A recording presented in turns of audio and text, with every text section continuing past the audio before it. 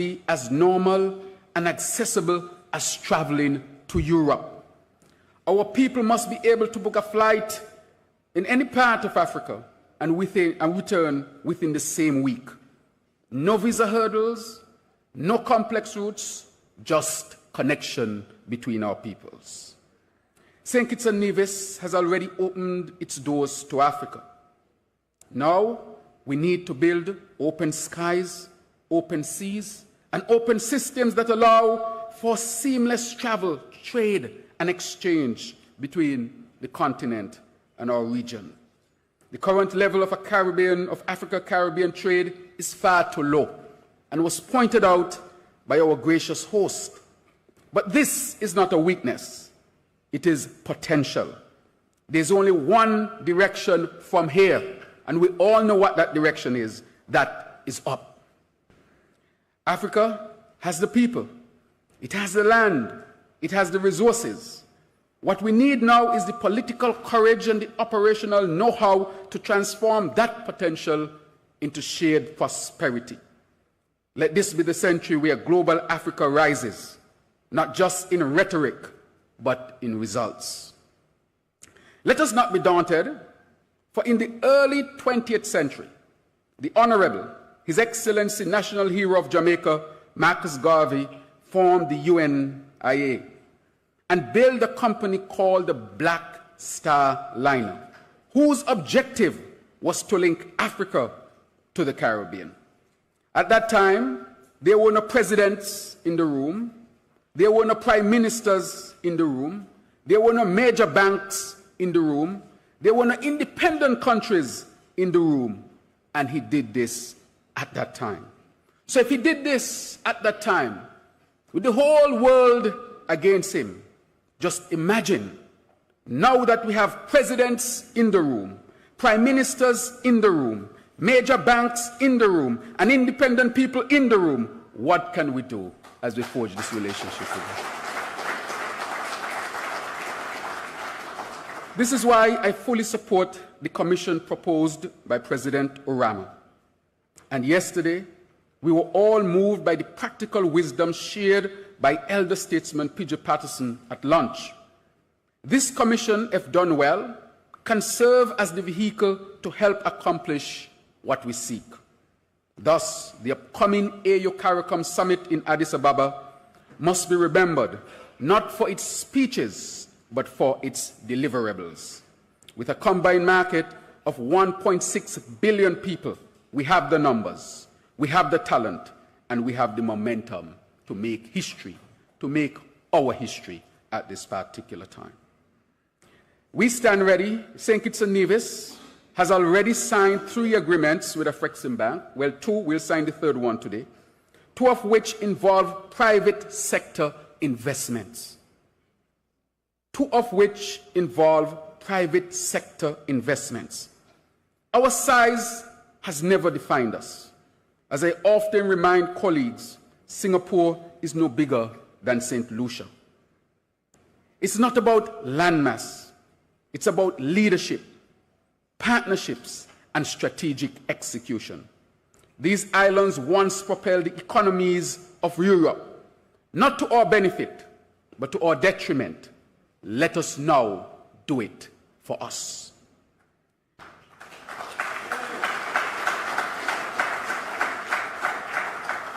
We must not only view the Atlantic as a passage of pain, but begin to see it as a bridge of opportunity, a bridge of commerce, a bridge of culture, and a bridge of collective renewal.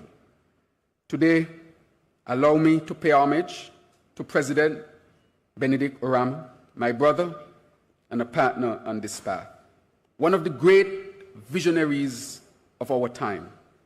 I remember vividly our private meeting in Barbados after the public session. Only 2 heads of government were present, myself and another head. But your words were enough to shift paradigms.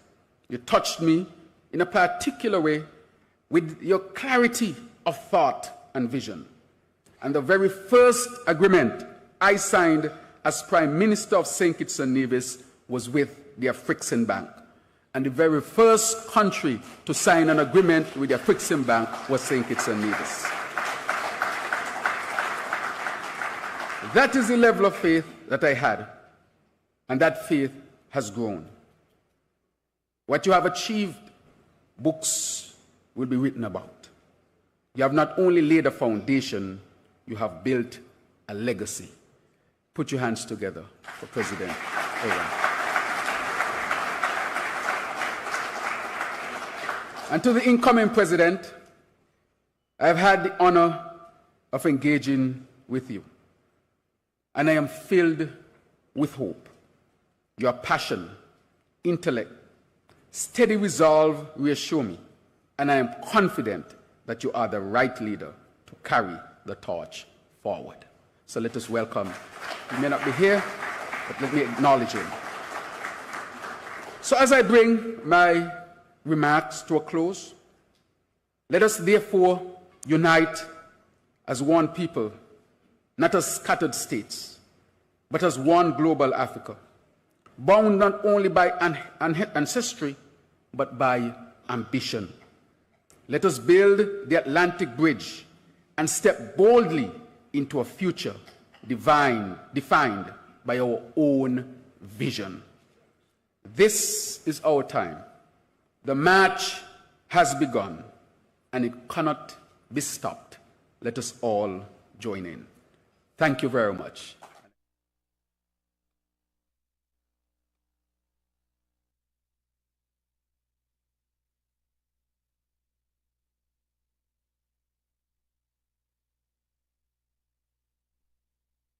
If you haven't done it as yet, please do it today. Subscribe to our YouTube page at SKNIS Media for regular updates, live coverage, and even more information on your government. While you're at it, like, share, and interact with our Facebook and Instagram pages at SKNIS Media and SKNIS Info.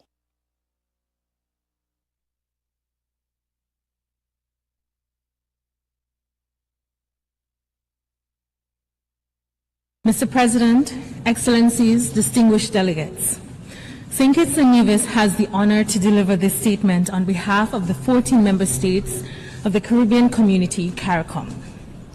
We align ourselves with the statements delivered by Iraq on behalf of G77 in China and by Palau on behalf of the Alliance of Small Island Developing States, IOSIS. We warmly commend St. Lucia and Suriname for presenting their voluntary national reviews, and we look forward to learning from presenters. Excellencies, we are halfway through the 2030 agenda, but far from halfway to achieving it. Only about a third of SDG targets are showing even modest progress. The compounding effects of climate change, environmental degradation, and economic shocks are putting hard-won gains at risk. And too often, global institutions are failing to rise to the occasion, underfunded, outdated, or undermined. We must resist despair. Innovation and technology offer real promise, but access remains deeply unequal. And despite new commitments like those in the Compromiso de Sevilla, we are sobered by declining ODA projections. CARICOM believes the ground is not crumbling beneath us. We offer 3 propositions. First, all developing countries aspire to deliver better outcomes for their people. In CARICOM, we are doing our part, pursuing economic diversification, leading reforms at home, and advocating globally for solutions like the Bridgetown Initiative and the Debt Sustainability Support Services for SIDS. We are exploring new debt instruments, regional financing models, and sustainable investment pathways. Second, we strongly defend multilateralism. We supported outcomes in Nice and Sevilla, and we look ahead to milestones like the UN's 80th anniversary and COP30 in Belém with resolve.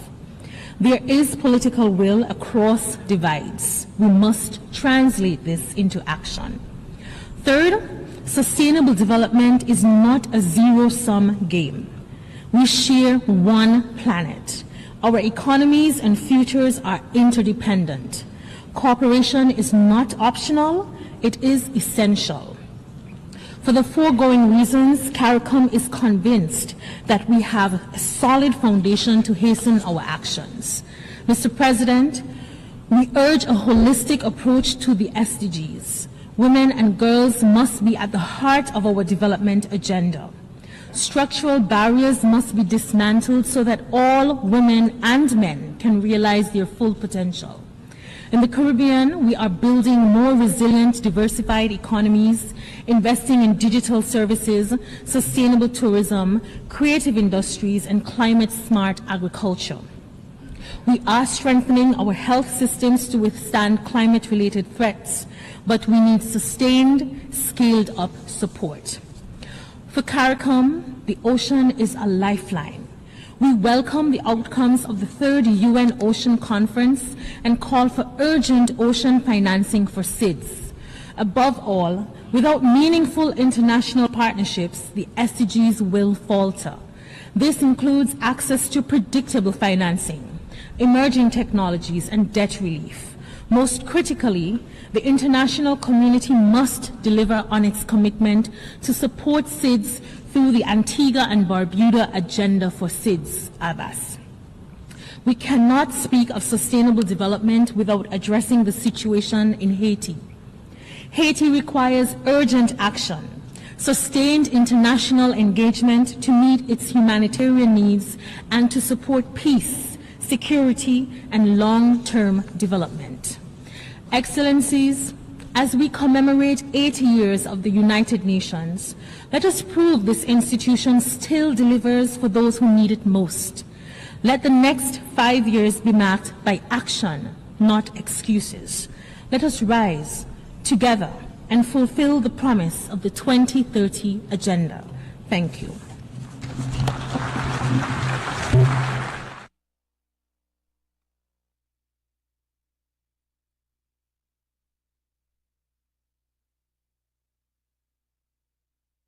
It is indeed an honor for me to have the opportunity to address this remarkable gathering at the 4th Africa-Caribbean Trade and Investment Forum, a forum that has grown stronger, more impactful, and more essential with every edition.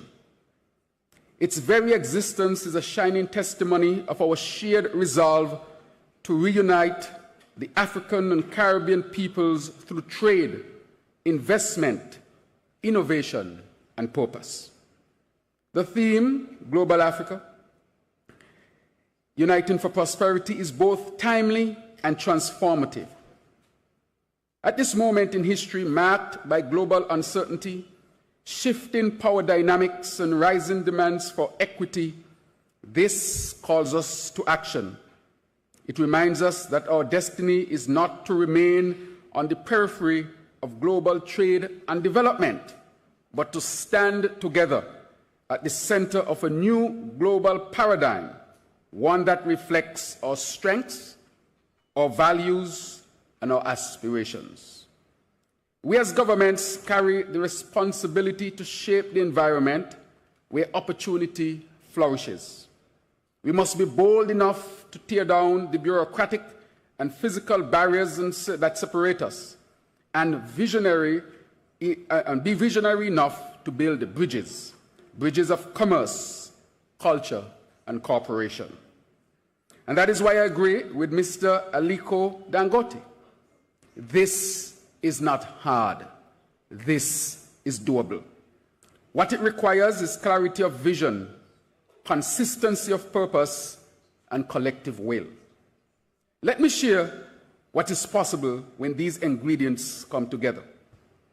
Just about a year ago, following an investment summit in Bastia, St. Kitts, I met with the leadership from Aquarium Consult, Ms. Aisha Mina and her team. As a result of that, in just months later, I was on a direct flight with a contingent to Abuja for Caribbean Africa Investment Summit in Abuja. On that trip, I had the opportunity to meet many of the business shakers and movers in that city and across Nigeria. I even had the opportunity to visit with the President Bola Ahmed Tinubu. And in our discussion, we discussed how we can tangibly connect Africa and the Caribbean. It was a very fruitful and successful discussion. I then issued an invitation to him to the region. He said to me that he would come to the region. Months later, he was on a visit to St. Lucia, where he met with leaders from the OECS. I want to thank the President for standing on his word. But it didn't stop there. Just after having visited Abuja, Nigeria, putting on an African Caribbean forum with a private sector entity. This is why the private sector is so crucial and important in all of this that we seek. We had a return event in St. Kitts and Nevis, where an earpiece, one of the largest jets that ever landed on St. Kitts, came with scores of people from Nigeria, which included business people, people in government, government officials. We even had sports members or members of sport teams, those who were from the cultural sector. And in St. Kitts, there was a real fusion, a fusion of the cultural expressions of West Africa with the cultural expressions, in this case, particularly St. Kitts and Nevis. A fusion that was so seamless that really speaks to our relationship building, that it can be as seamless as their bodies move, as they integrate cultural expression from one area with another. We also had a football game. We had a team from Nigeria. They played against the St. Kitts and Nevis football team. No need to say who won the game.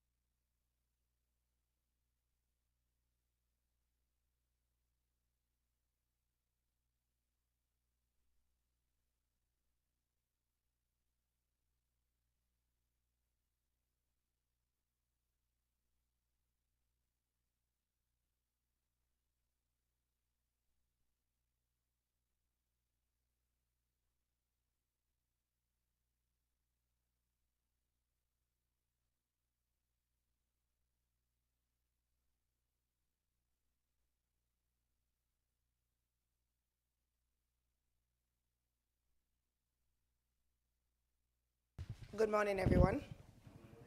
I would now invite Reverend Erickson Cumberbatch from the Wesleyan Holiness Church to give the prayer.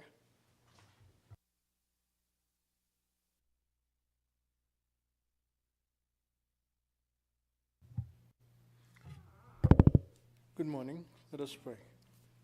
Our Father, we give you thanks for your gratefulness and your goodness towards us thus far. We thank you for how you've led. We thank you for how you've blessed us as a federation and as a people.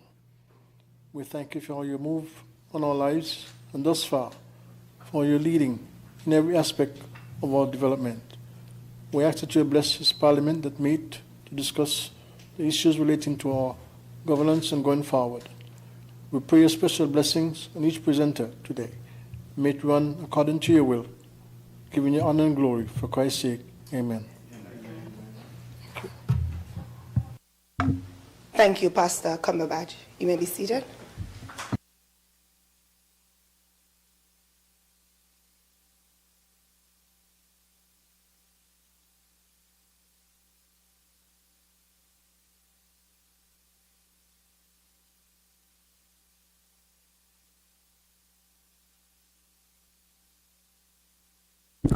Confirmation of minutes.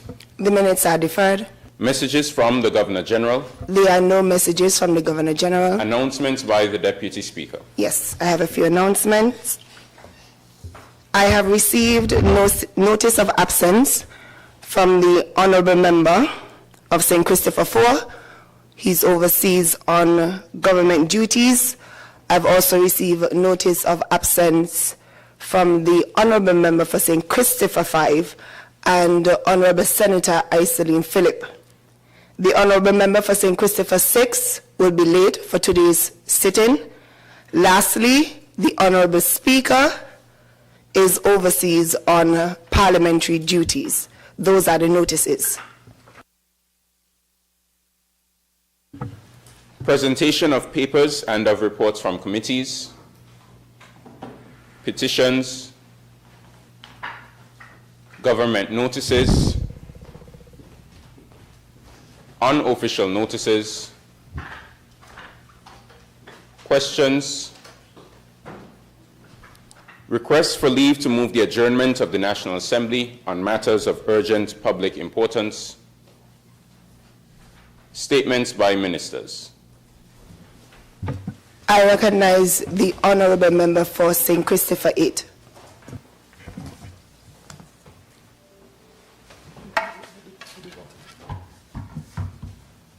Thank you very much, Deputy.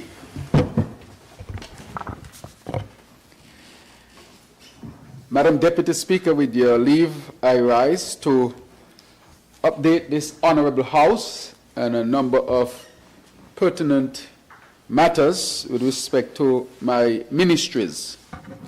The first one I want to look at is the Ministry of Health.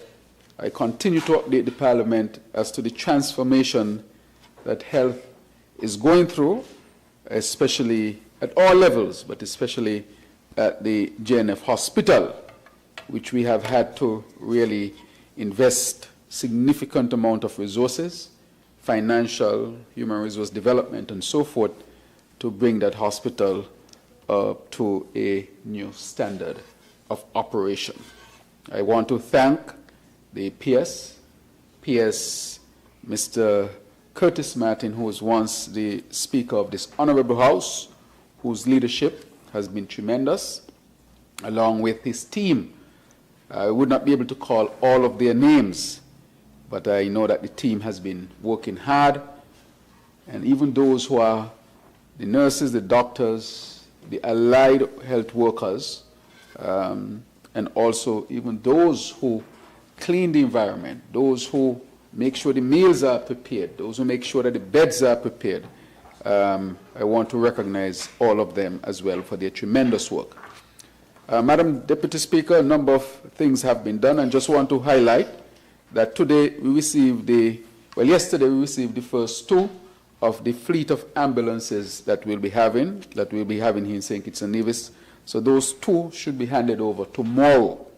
But as I said, there was a delay because of the supply chain issues, and We are expected to receive all by November 2025. And so, Madam Deputy Speaker, we know that these two adding to the fleet will make a significant difference.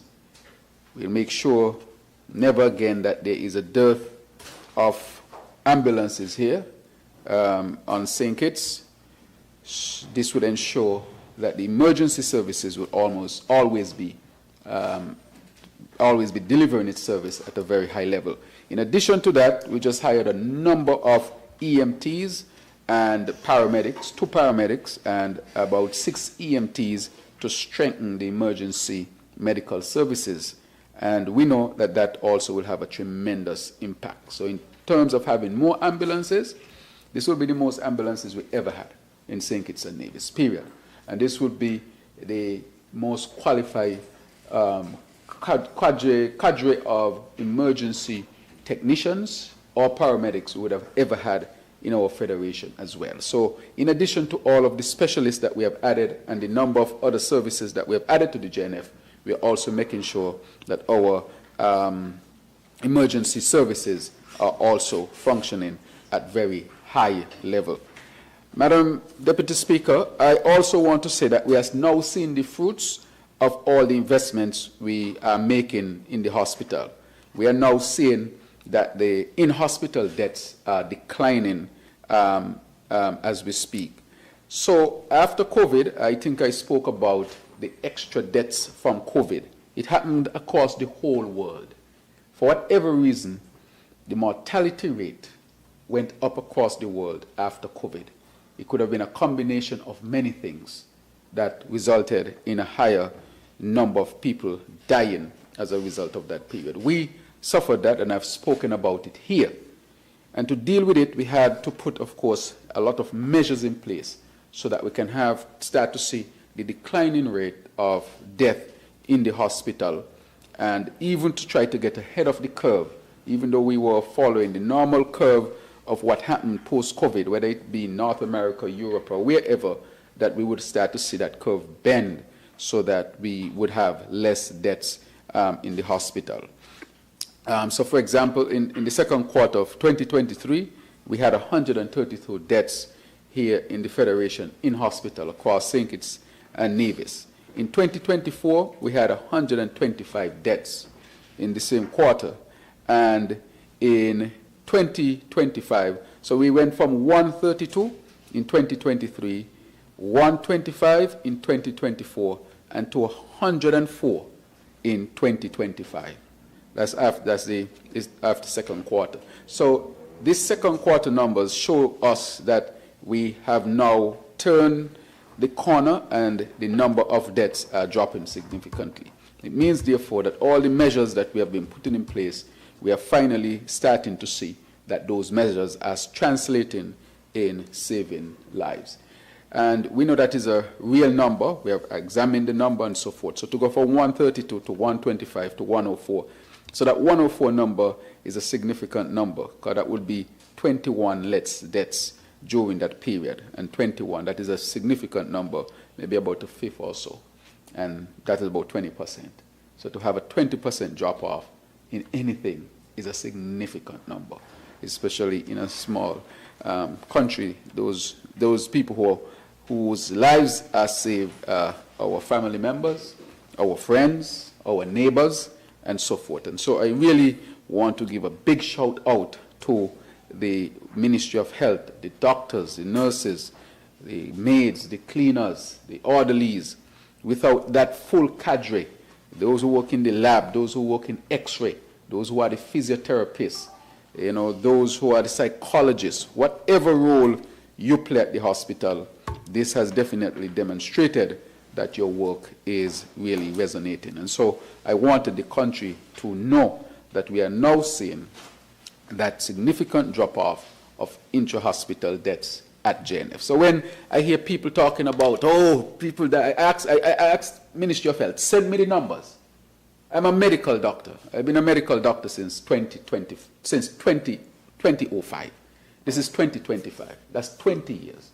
So I'm not Johnny come lately when it comes to medicine. I've studied It's just the career that I've chosen, and I think I have tremendous experience because of the years I've been there and the areas that I've studied as well. And when you see a significant drop like this, what you're hearing from some politicians trying to gain some sort of political capital as a result of lying to the people. The numbers have come down significantly from 125 to 104 in the same quarter. That's a significant drop. 21 less people. And if you work it out, almost a fifth.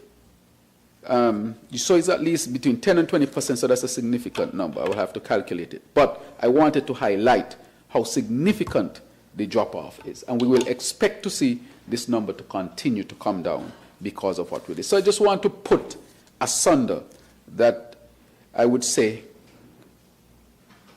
how will I describe it? Irresponsible comment by people trying to undermine St. Kitts and Nevis, by trying to say to the world that deaths in the hospital are going up when we are seeing a significant drop in the number of deaths in the hospital.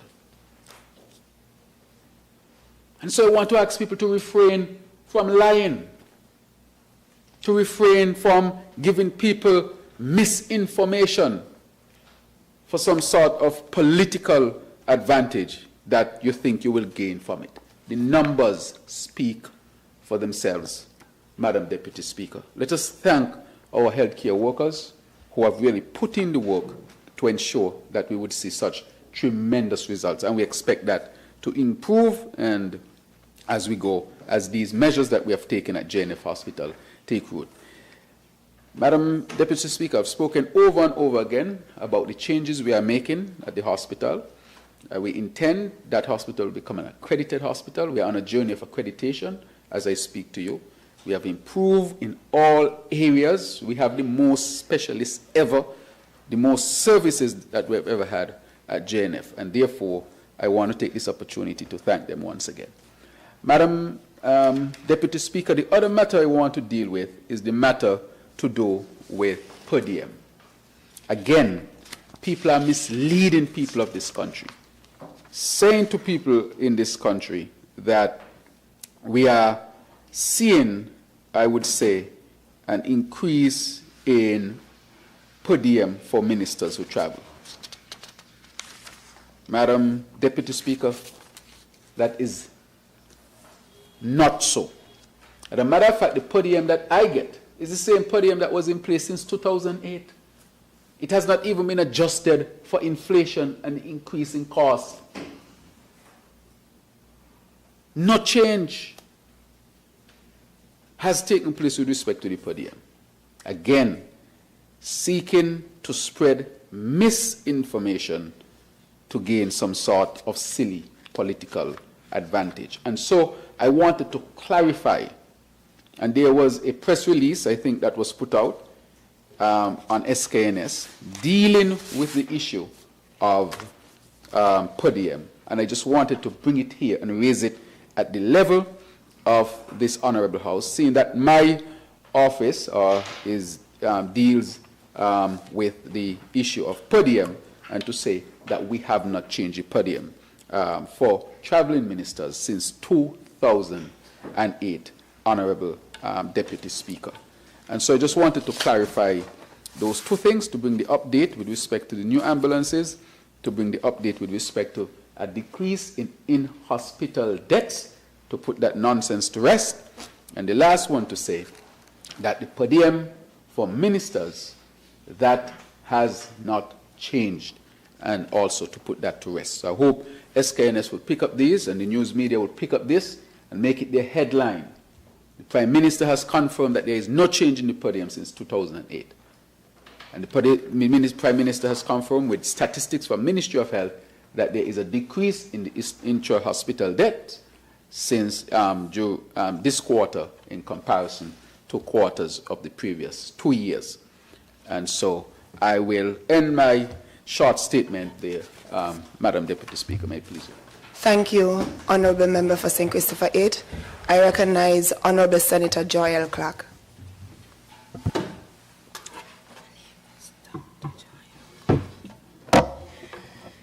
Greetings, Madam Deputy Speaker. Today, I rise to make a brief statement by ministers on a few matters of environmental and sustainable development importance. First, I'd like to start again by reminding the listening audience, members here in the gallery and the Parliament, of the pending the update to our single-use plastic ban. Today, July 31st, happens to be the ban on the sale and distribution of plastic straws, of styrofoam food containers, and egg crates. So as of today, supermarkets, restaurants, etc., should not be distributing styrofoam food containers, egg crates, or plastic straws.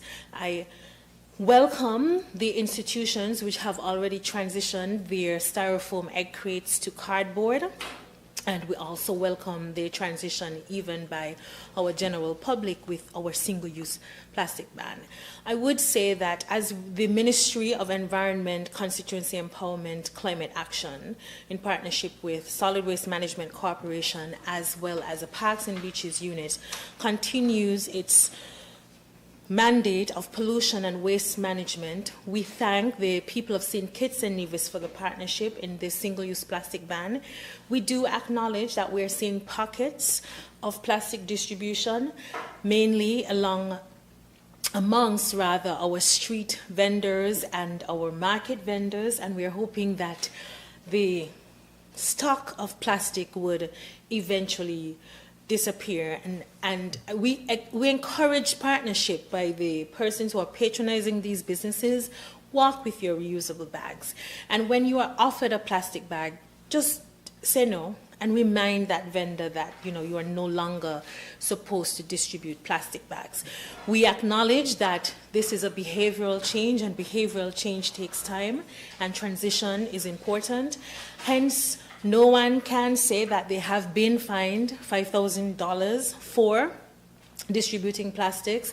I myself, in part of our spot checks, I've walked into supermarkets and I have been offered plastic bags, and I'm saying, not supermarkets, small shops, and I'm saying, remember, you no longer can distribute these plastic bags, so please take them off your shelf and let's work towards getting rid of plastic waste here in St. Kitts and Nevis. I remind us also that August 31st will see the importation ban on plastic plates, cups, and cutlery, and November 31st will see our final ban, which is the sale and distribution of plastic plates, cups, and cutlery. I'd also like to update on a recent work abroad engagement by the Ministry of Sustainable Development. Last week, we had the privilege of participating in the High-Level Political Forum on Sustainable Development at the United Nations. This is an annual event where ministries and ministers of sustainable development participate for strategic engagement and also to present their voluntary national review. Next year, all things going well, St. Kitts and Nevis will be presenting its voluntary national review. I'm happy to say that this year, we're one of the first Caribbean countries to conduct a local voluntary national review on the island of Nevis, and this will form a significant part of our contribution and our participation next year in the forum. This year, St. Kitts and Nevis had the privilege of presenting on behalf of CARICOM, the CARICOM statement, which spoke to the need for global North countries to contribute more to attaining the Sustainable Development Goals. And we recognize that since we are just 5 years away from the 2030 agenda, we need to do much more to get there.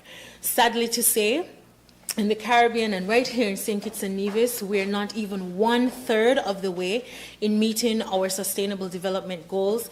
That means every single goal is a challenge, hence the need for us to amplify and accelerate meeting these goals with our Sustainable Island State agenda. Thankfully, we had the honor of meeting the UN Deputy Secretary General, Ms. Amina Mohammed, where we had the opportunity to present our Sustainable Island State model and a commitment by the UN to contribute more to helping countries like St. Kitts and Nevis, who may not be able to access overseas development aid because of our high income status, but to access more technical cooperation towards attaining the Sustainable Development Goals. St. Kitts and Nevis also had the privilege of meeting with the Executive Director of the UN Women. I'm also happy to announce that we are playing a significant role in the revitalization of the Commission on the Status of Women. To note, St. Kitts and Nevis assumes a seat on the Economic and Social Council, the principal UN organ that oversees development policy, including the SDGs. So we are taking our Sustainable Island State agenda very seriously, even at our missions. Our ambassador, Dr. Williams, Demetrius Williams, will serve as Vice President for the 80th session of the United Nations General Assembly. This year is our 80th year in the founding of the United Nations, and we hope that this opportunity presents for the Federation a clear commitment that we believe in global united action.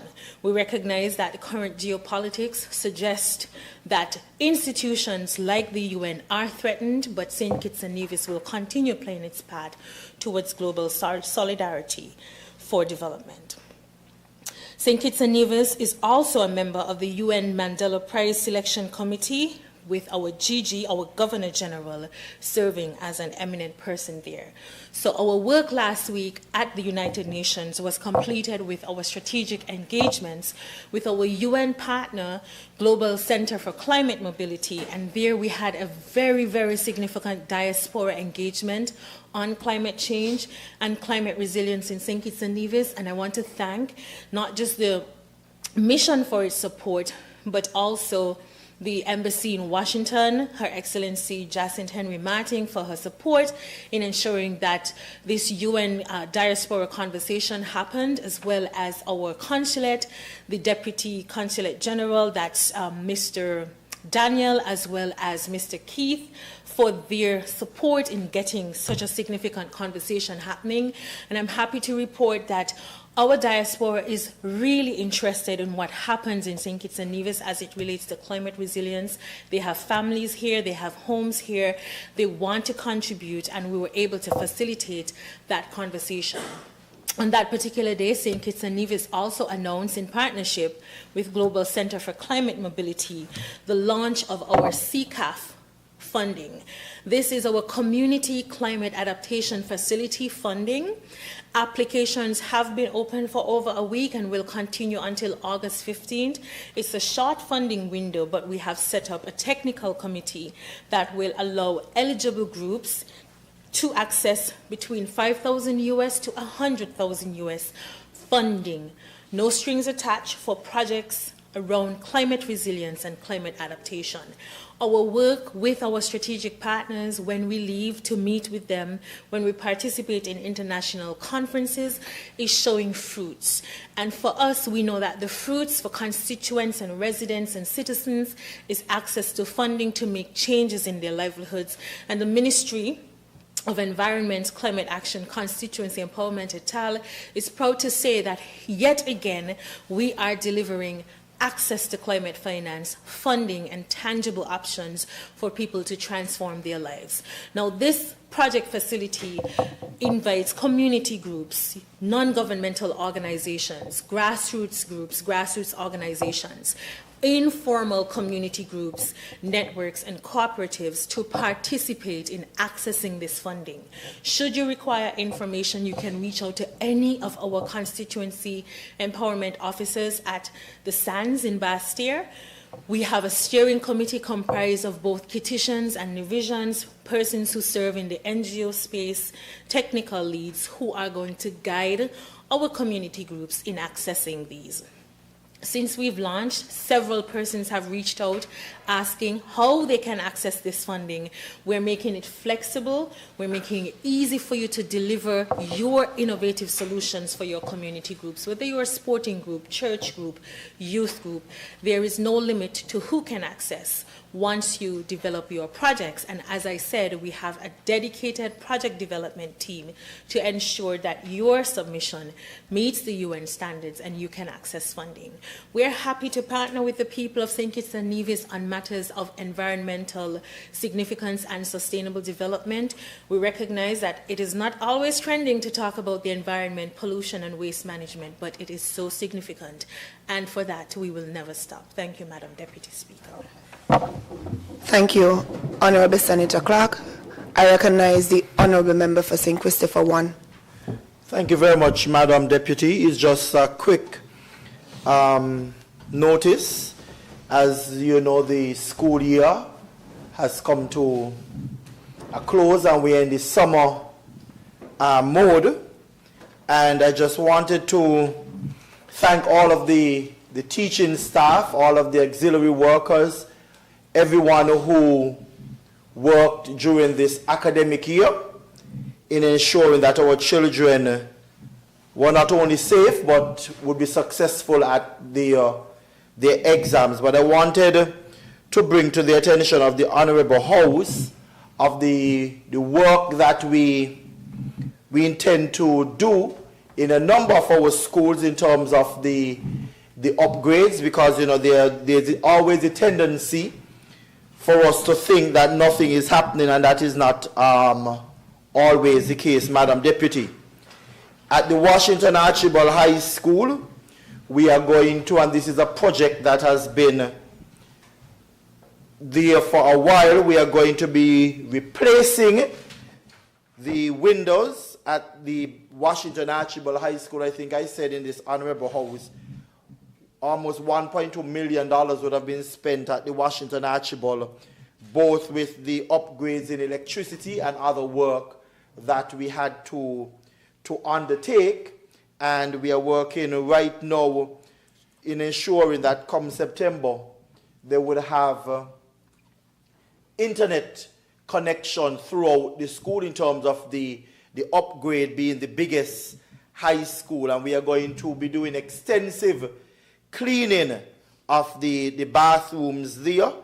And we know that there is an issue at times with the water, thanks to the Honorable Convis Maynard. By the time they return to school, that problem would have been resolved because our desal plant would be fully functional by that time, all being well. But in the interim, we are going to be placing some water tanks there at the school so that we don't have any disruption when there is any issue with water. And of course, the school continues to leak badly after a contractor would have been paid before I got in there badly, and we are going to be doing some repairs there. At the Dr. William Connor Primary School, like many other schools, there's a bathroom issues, and we are starting with the soakaway there to make sure that we establish the real cause of the water issue there in the bathroom. At the Virtual High School again, I did promise that we are going to be upgrading our bathrooms, and the Virtual High School bathroom is one of those high schools that we are going to be tackling. Then I will have one more high school bathroom to do, and then I would have done all of the high school bathroom, that is. And then we have the Sandy Point Nursery. We are going to be doing some repairs in the kitchen there, Madam Deputy. At the same Sandy Point Primary School, again, bathrooms, and I'm talking about bathrooms that I inherited, but we are working towards fixing that, so hopefully we'll bring great comfort to the students there. And we are going to be doing some tiling in the kitchen at that school as well. At Charles E. Mills, I would have reported 1.3 million just about. Upgrading the electricity, gave them a brand new bathroom, upgraded the cafeteria. The work continues down there now with another block of the bathroom where we're going to be doing some extensive bathroom cleaning and some additional electrical work there. We are going to be installing some fans, Madam Deputy, in the Bastia High School. And of course, you know, this school being a temporary wooden school, there are some areas that we have to replace the wooden floors there, and we are going to be ensuring that that happens over the vacation. At the Sadler's Secondary, we are going to be doing, again, extensive work on the bathroom and a facelift of the school, and a surprise awaits the Federation September 1st. And at the Tucker Clark Primary School, we are going to be installing some electrical outlets so that the fans that I was able to get donated to the school would be fully used, Madam Deputy Speaker. This is the delay because the school was not built to take all of that load, so we had to do block by block in terms of bigger transformers, so we are going to work at that. Honorable Senator Joy Clark will be happy to know that we are going to be at the Newton Ground Primary School addressing a matter down there, again, bathroom soakaway, that she has been speaking about in terms of work, and the representative as well, Senior Minister. And at the Keon High School, Madam Deputy, again, we were able to present a brand new bathroom, but there was one that wasn't being used, and we are now going to make sure we do the necessary cleaning so that they would have an additional functioning bathroom. That's just an update of the extensive work that we hope to undertake in the Ministry of Education over the vacation, and I must extend my profound thanks to those in the school maintenance team via the STEP program, and also our maintenance unit in the Ministry of Education. May I please you, Madam Deputy. Thank you, Honourable Member for St. Christopher 1. Next item on the order paper. Personal explanations. Motions relating to the business of the National Assembly and moved by a minister.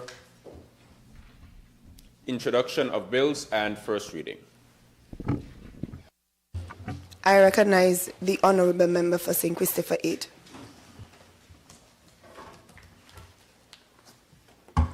Madam Deputy Speaker, with your leave, I rise once again to have read for the first time in this Honourable House a bill shortly entitled Banking Amendment Bill 2025. May it please you. Seconder, I recognize the Honourable Member for St. Christopher 1. I second the motion, Madam Deputy. Thank you. The question is that the bill entitled Banking Amendment Bill 2025 be read a first time. Those in favour? Aye. Those against? The ayes have it. A bill to amend the Banking Act, Cap 21.01, otherwise known as the Banking Amendment Bill 2025.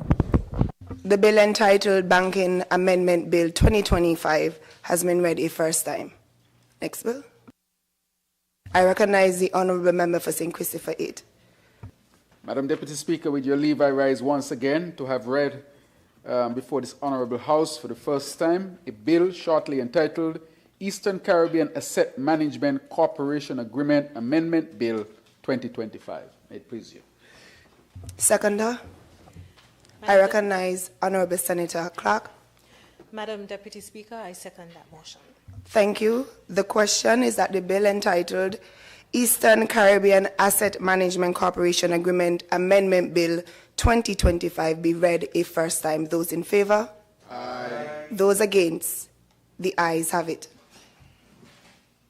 A bill to amend the Eastern Caribbean Asset Management Corporation Agreement Act, Cap 21.23, otherwise known as the Eastern Caribbean Asset Management Corporation Agreement Amendment Bill 2025.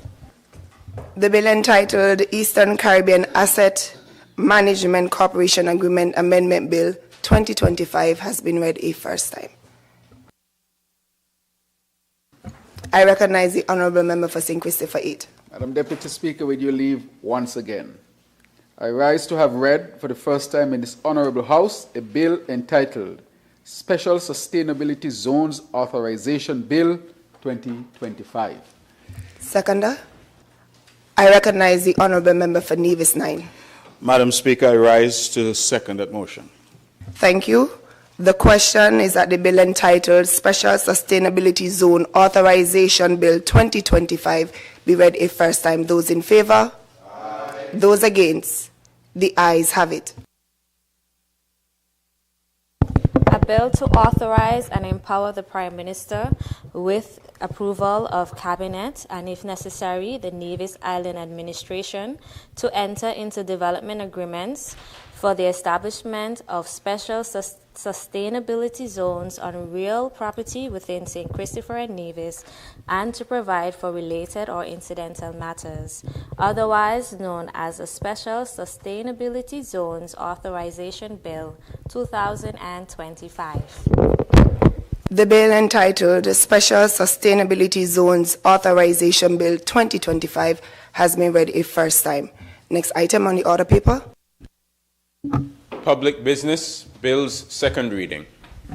I recognize the Honourable Member for St. Christopher 8. Madam Deputy Speaker, I rise once again, of course with your leave, to lead the debate of and have read for a second time in this Honourable House the bill shortly entitled the National Lotteries Authority Bill 2025. This seeks to change the way lotteries are run in St. Kitts and Nevis. The bill is designed to ensure that our citizens receive direct and structured benefits from every dollar spent on lottery games within our borders. For years, the system has been structured in a way where external operators collect the money, but the country receives only a small return, Madam Deputy Speaker. While our people continue to spend on lottery tickets, most of the profits and even some of the winnings leave the country. The government receives a flat licensing fee, around $50,000 per year, and none of the revenue is guaranteed to be spent on youth programs, sports development, or even health-related services in the Federation. Therefore, Madam Deputy Speaker, this bill proposes to complete shift that situation. It creates a locally run, professionally managed national lottery system that ensures all lottery income and profits stay in the country, creates employment, and funds essential social services. What are the economic benefits, Madam Deputy Speaker? The proposed system under a National Lotteries Authority is projected to generate. I was shocked, Madam Deputy Speaker, when I asked for an analysis of what happens with lottery here in St. Kitts and Nevis. The lottery system presently generates around $70 million per year. And of that, the only thing that is paid directly to the government is $50,000 of $70 million that is generated. And hardly anybody in St. Kitts win. So it's like they're just taking the money out of St. Kitts and Nevis. That cannot continue, Madam Deputy Speaker. I'm not talking about $7 million, $70 million. Of that, approximately $10 to $15 million will be allocated every year to social services. This can help with our social services. For example, we are talking about national health insurance. This can go, for example, some can go towards that to help to make sure we can have a national health insurance that works for everybody in St. Kitts and Nevis. That is too much money to be leaving our federation. This money can be kept here and help to further advance the lives of our people, Madam Deputy Speaker. This money will be set aside before any other spending is done, no longer absorbed into general government revenue. There's also a direct employment benefit. A local subsidiary will be established. Approximately 20 nationals will be directly employed, with many more receiving income as sale agents, etc. This will provide much more jobs for our people. Importantly, winnings will be paid locally. You're going to have people from Brown Hill who could win. Every time the lottery is drawn, is somebody from St. Kitts and Nevis who would win. Can you imagine that? Because no, it's going to be, the lottery is going to be local. You have to be here to play. So it means, therefore, there's somebody from St. Kitts and Nevis who will win. So when we hear lottery, $500,000 jackpot, nobody from St. Kitts and Nevis winning that. But in this case, when it is home, our people will be winning that amount. So this will transform people's lives directly if you win. And if you don't win and you play, because we know people play, the money that is garnered, the millions of dollars that come in, will be used in services that would benefit the whole of the population. For example, in the area of setting up our national health insurance system and universal health care. Madam Deputy Speaker, I also want to say that, importantly, winnings will be paid locally, as I said, and all procurement for goods and services, such as printing, advertising, equipment, will be sourced domestically where possible. This keeps the money in circulation within the Federation. This is a whole new sector, you know, a whole new sector that is already operating. But this $70 million that I'm talking about, almost all of it leaves St. Kitts and Nevis. It's like somebody comes in here and we say, just take it. And nothing is left. This is going to create jobs, a whole new sector for us. Not that it's happening already, so we can't bury our head in the sand and say it's not happening. But we are making sure that the benefits come to our people here in St. Kitts and Nevis. Winnings will be paid locally. No one will need to wait for foreign verification or engage overseas companies to receive prize money. Locally. So how the bill works in practical terms? The National Lotteries Authority Bill does the following in clear and functional terms. It establishes the National Lotteries Authority, NLA, as a body corporate.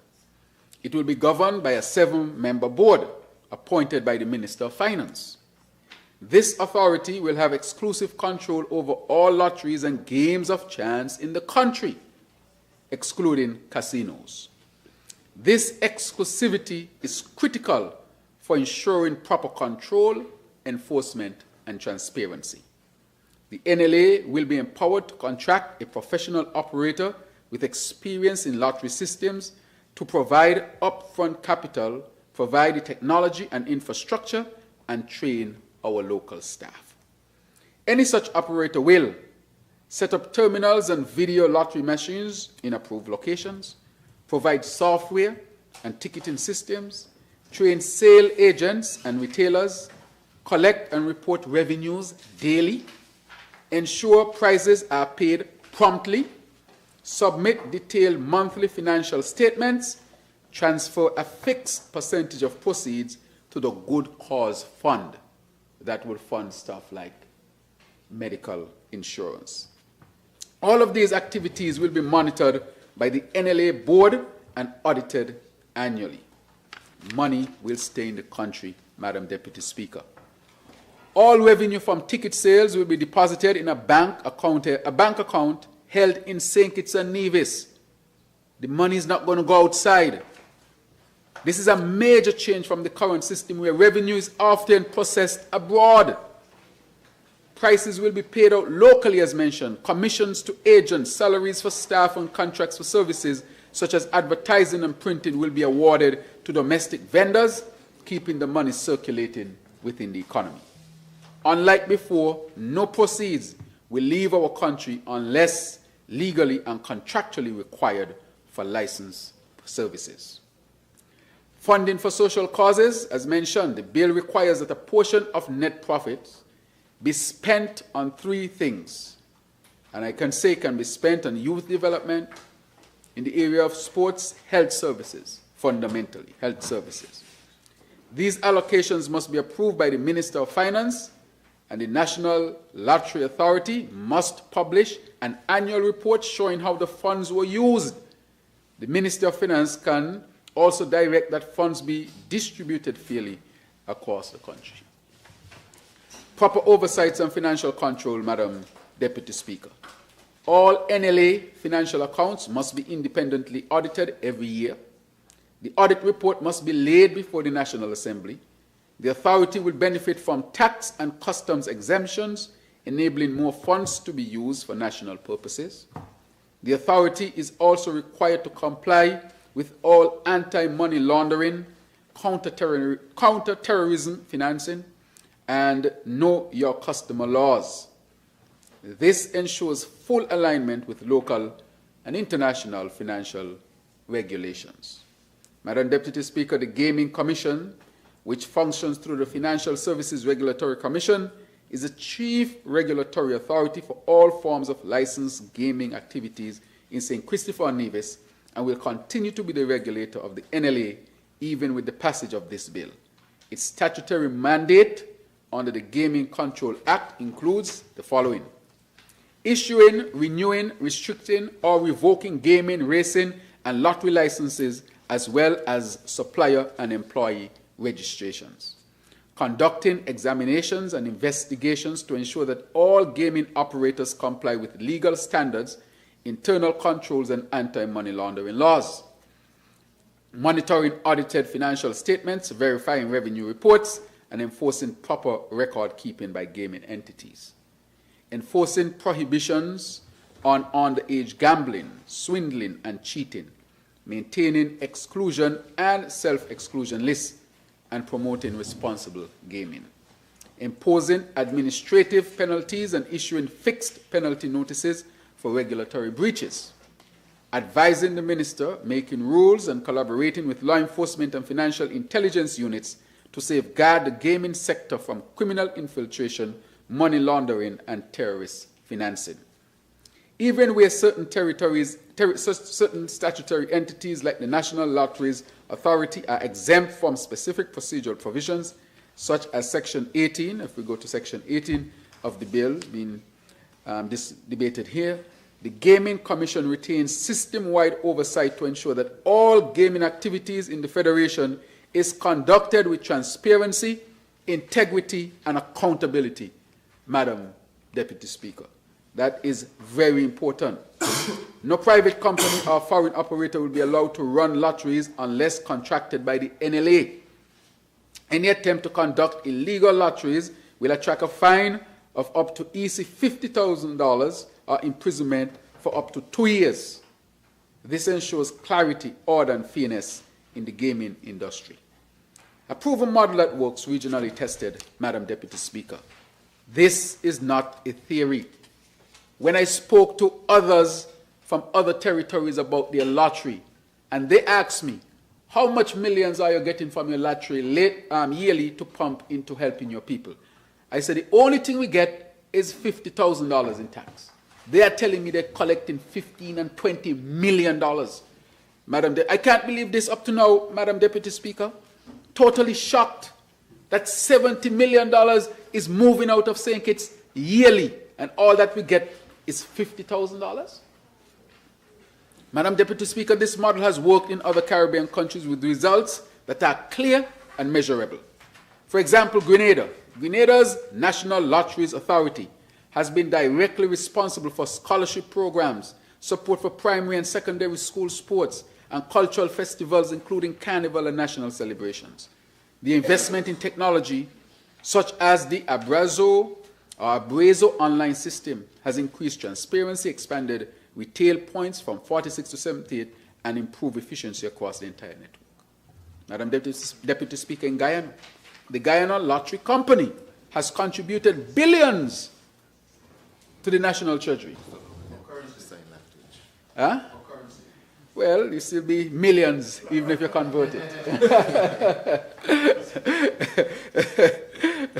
Well, I'm thinking of millions here, at least, Madam Deputy Speaker.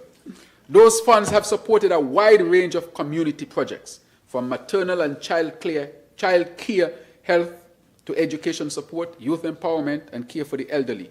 The company provides direct employment to over 60 persons and indirect income for more than 200 agents across the country. Lottery prizes have helped citizens pay off mortgages, invest in small businesses, and build financial security for their families.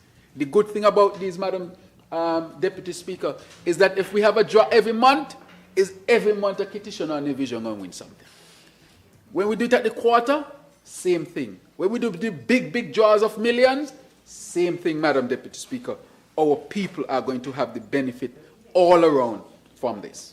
In Dominica, for example, the National Lottery was able to respond to a national emergency following Tropical Storm Erica. The Dominican National Lottery provided $86,000 in vouchers to victims in 2 communities there. $86,000. These vouchers, imagine they give these vouchers and here in St. Kitts and Nevis is only $50,000 a year. And they were able to give these vouchers in 2 communities following a heavy tropical storm. These vouchers were redeemable for household and reconstruction items, directly supporting families who lost properties and livelihoods. This is what real community responsiveness looks like and how this can benefit our people. Madam Deputy Speaker, another country, the St. Lucia National Lottery. I mean, when I meet with these leaders, they laugh after me all the time. Laugh after me. They're telling me of the millions. Just for this? Nothing else at all. They don't, yeah. Those are my colleagues. They say, PM, what are you doing? Yeah? Millions and millions of dollars, and all you're getting is $50,000 a year. That is unbelievable. And so we did our own study. I'm reiterating it. We did our own study, and it's $70 million. That is played in the lottery, and only $50,000 in taxes per year. You sure it's 50,000? Wow. In licensing, I have to check that again. The St. Lucia National Lottery underwent a major transformation starting in 2005, when an operator took over its management and operations. At the time, the lottery faced low participation, weak brand recognition, and minimal support for local good causes. The operator introduced a comprehensive restructuring strategy that included hiring and training of a local workforce, ensuring knowledge transfer and employment, expanding distribution from 75 to 125, introducing new games including instant tickets and midday draws, upgrading technology and improving visibility and efficiency of retail operations. And I'm speaking a little fast, right? Yes. As a result, average monthly sales increased by 60% in the first year, and over a 10-year period, the business experienced 400% growth. One of the key achievements was expanding the player base.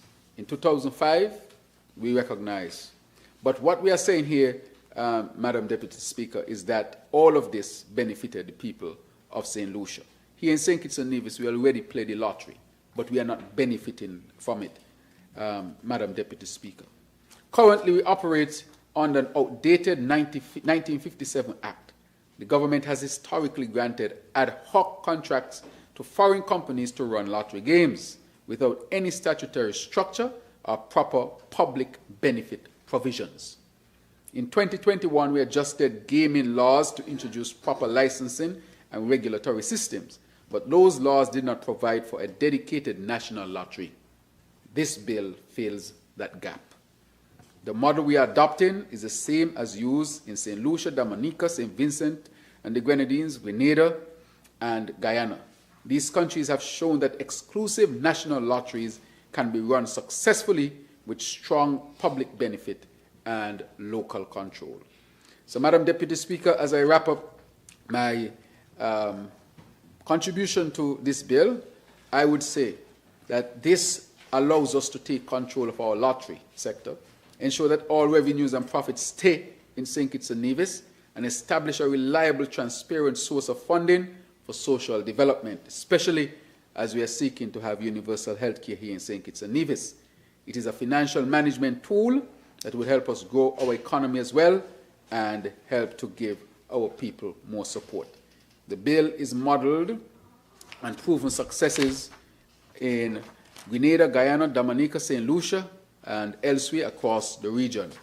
We are ensuring that from today onwards, our citizens receive direct and structured benefits from every dollar spent on lottery games within our borders. Madam Deputy Speaker, I want to make a confession, you know. The first person who brought this to my attention wasn't the leaders of the country, it was my wife. She said, tell me about your lottery system. I said, I don't know about it. She said, we in St. Vincent own our lottery system. So I asked the Prime Minister there. I asked the Prime Minister of Grenada. I asked the Prime Minister of St. Lucia. And all of them told me the same thing, that the millions. And so we ordered a formal study to determine the revenue that can be derived. And $70 million is the answer that came back. When we compare that number to the other countries based on GDP and so forth, it is a real number. It is very, very real, because this is what these countries are benefiting. Millions of dollars that they collect that they're able to help their people. And in addition to that, the jobs and the spin-off. And in addition to all of that, the profit that is made is then spent on the people. So it's a win-win-win-win-win all around. This would create a brand new sector in St. Kitts and Nevis, and this will help us to achieve many of our national goals, especially in the areas of social security. In the sense that I'm talking about our social safety net, and especially in the area of healthcare. So with that, Madam Deputy Speaker, I think the argument is clear that we need to nationalize our lottery and let us benefit from it and stop allowing others to take tens of millions of dollars out of our country each year, and all we are getting is a pittance in return. May it please you, Madam Deputy Speaker. Thank you, Honourable Member for St. Christopher 8. I recognize the Honourable Attorney General, but before you give your presentation, Honourable Members, permit me to place on record that the National Assembly has received the fiat for the National Lotteries Authority Bill 2025. The fiat was sent by Her Excellency the Governor General to the Minister of Finance and thereafter sent to the Office of the Speaker. So I just wanted to put that on record. Honourable Attorney General, you may proceed. Grateful, Madam Deputy Speaker.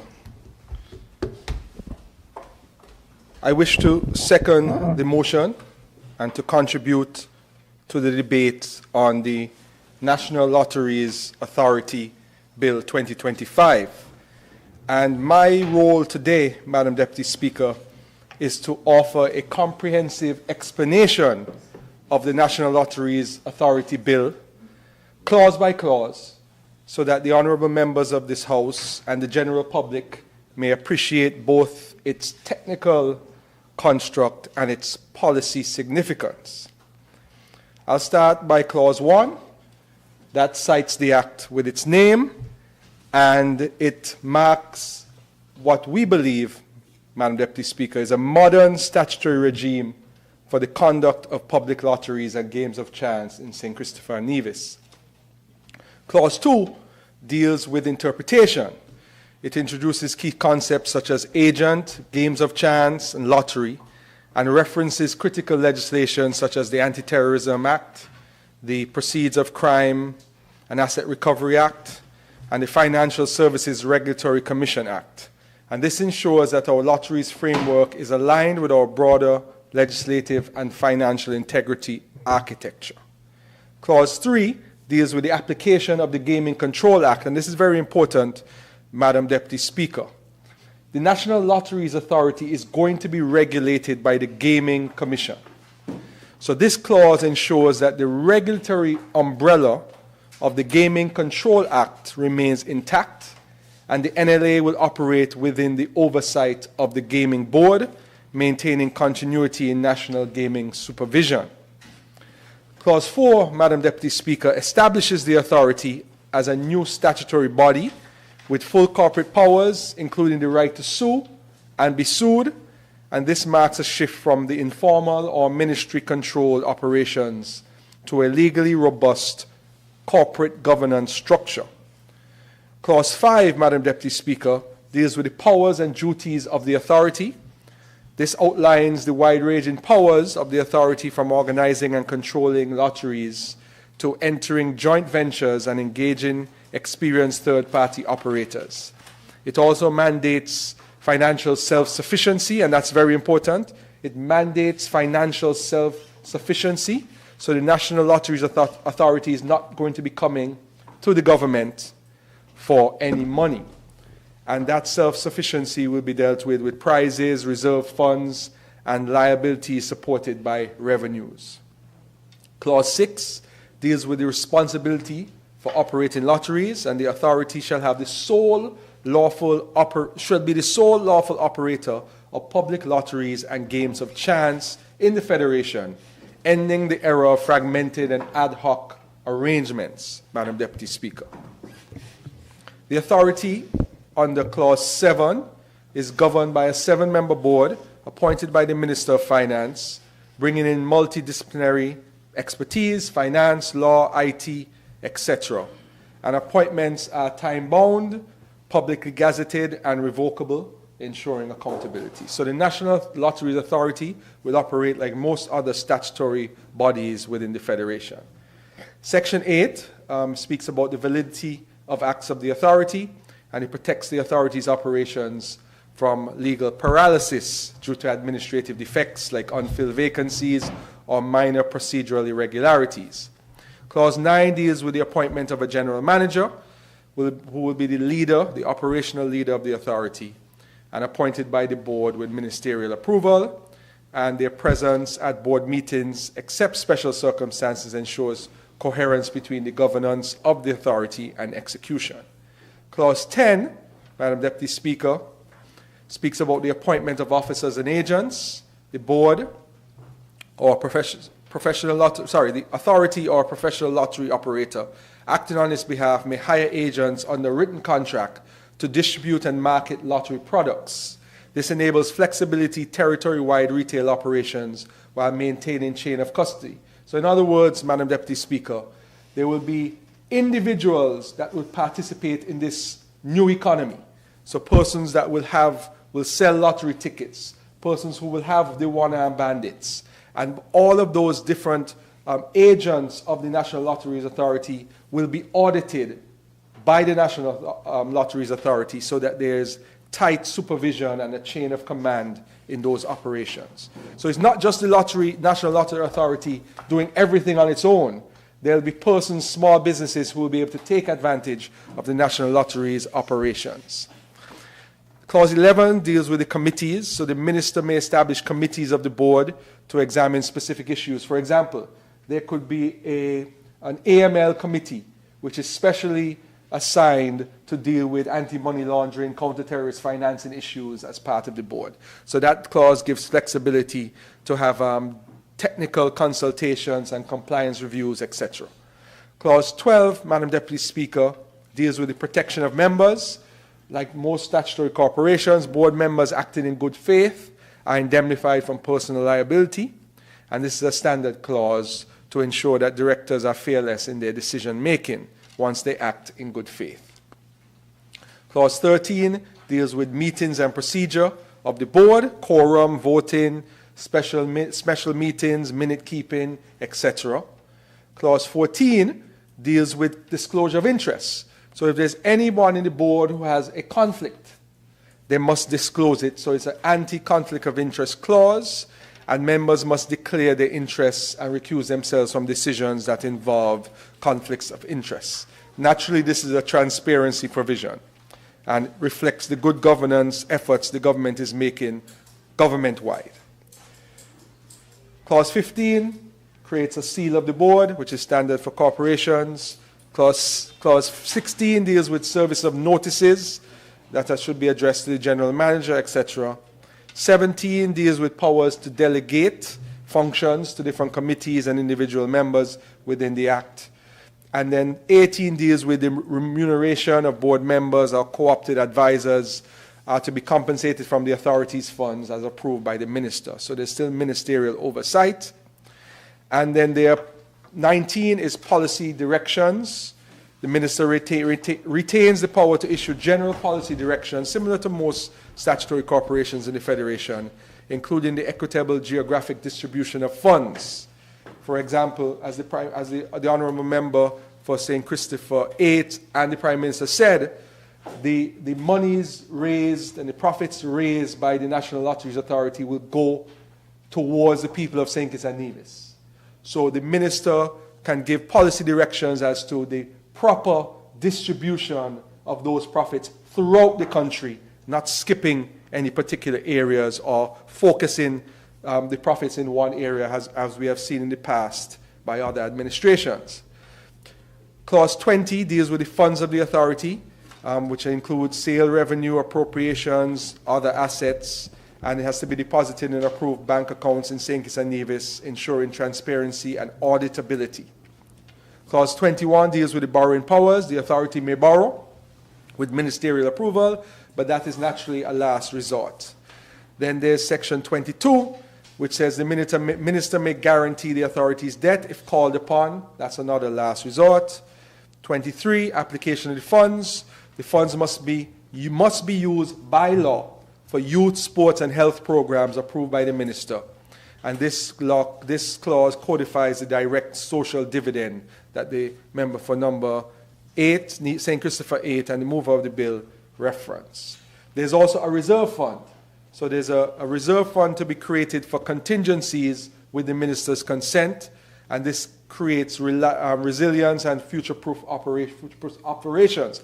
As we saw, for example, with the lottery in Dominica, it was used after a natural disaster to assist with persons fixing their homes and so forth. So that reserve fund is there for a rainy day. Clause 25 deals with accounts and audit, and that the authority must keep proper books, prepare annual financial statements, and submit an independent audit, and those matters are brought before the National Assembly for report. Then clause 26 speaks about the auditor's report, which must be submitted within 3 months after the year end for the authority, enforcing timeliness in financial reporting, like most companies and statutory corporations must do. Clause 27 says that the board must submit an annual operation and financial report to the minister, who must lay it before the National Assembly, ensuring that there is parliamentary oversight. Clause 28 deals with exemptions from stamp duty. The NLA, which is really for a public purpose, is exempt from stamp duties, registration and search fees, etc., allowing the money to go directly into the community. There's also a tax exemption in section 29 because it is a public purpose vehicle. There's no need for it to pay taxes like a private corporation. Then section 30 deals with the same thing with import duties. 31 says that any unauthorized lottery is punishable by fines or imprisonment. Corporate offenders face enhanced penalties. So in other words, if you're a business operating a game of chance or a lottery which is not regulated, there is a penalty, and it prevents illegal betting and ensures that there is exclusivity with the NLA for those types of matters. Section 32 deals with minutes, board minutes, which are duly signed, are admissible in the court. This is a standard clause. Section 33 says that the authority must comply with all AML, CFT, that's anti-money laundering and counter-financing of terrorism laws, including the POCARA, Anti-Terrorism Act, and other standards issued by the FSRC. And this ensures that there's financial integrity within the NLA. Section 34 deals with regulations. The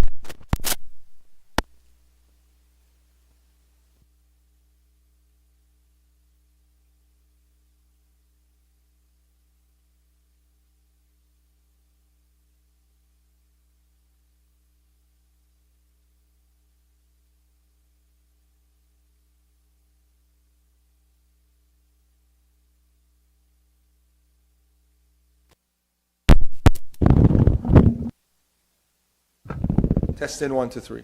Looks like it's back on. Okay.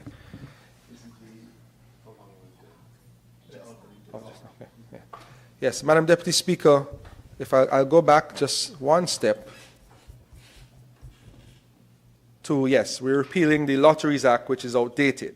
But in when we go to committee stage, there were 3 amendments we discovered during the consultation phase after the first reading, which I intend to propose during the committee stage, which is in clause 9 and clauses 10, there is a use of the word board when it really should be authority. So those are minor technical changes.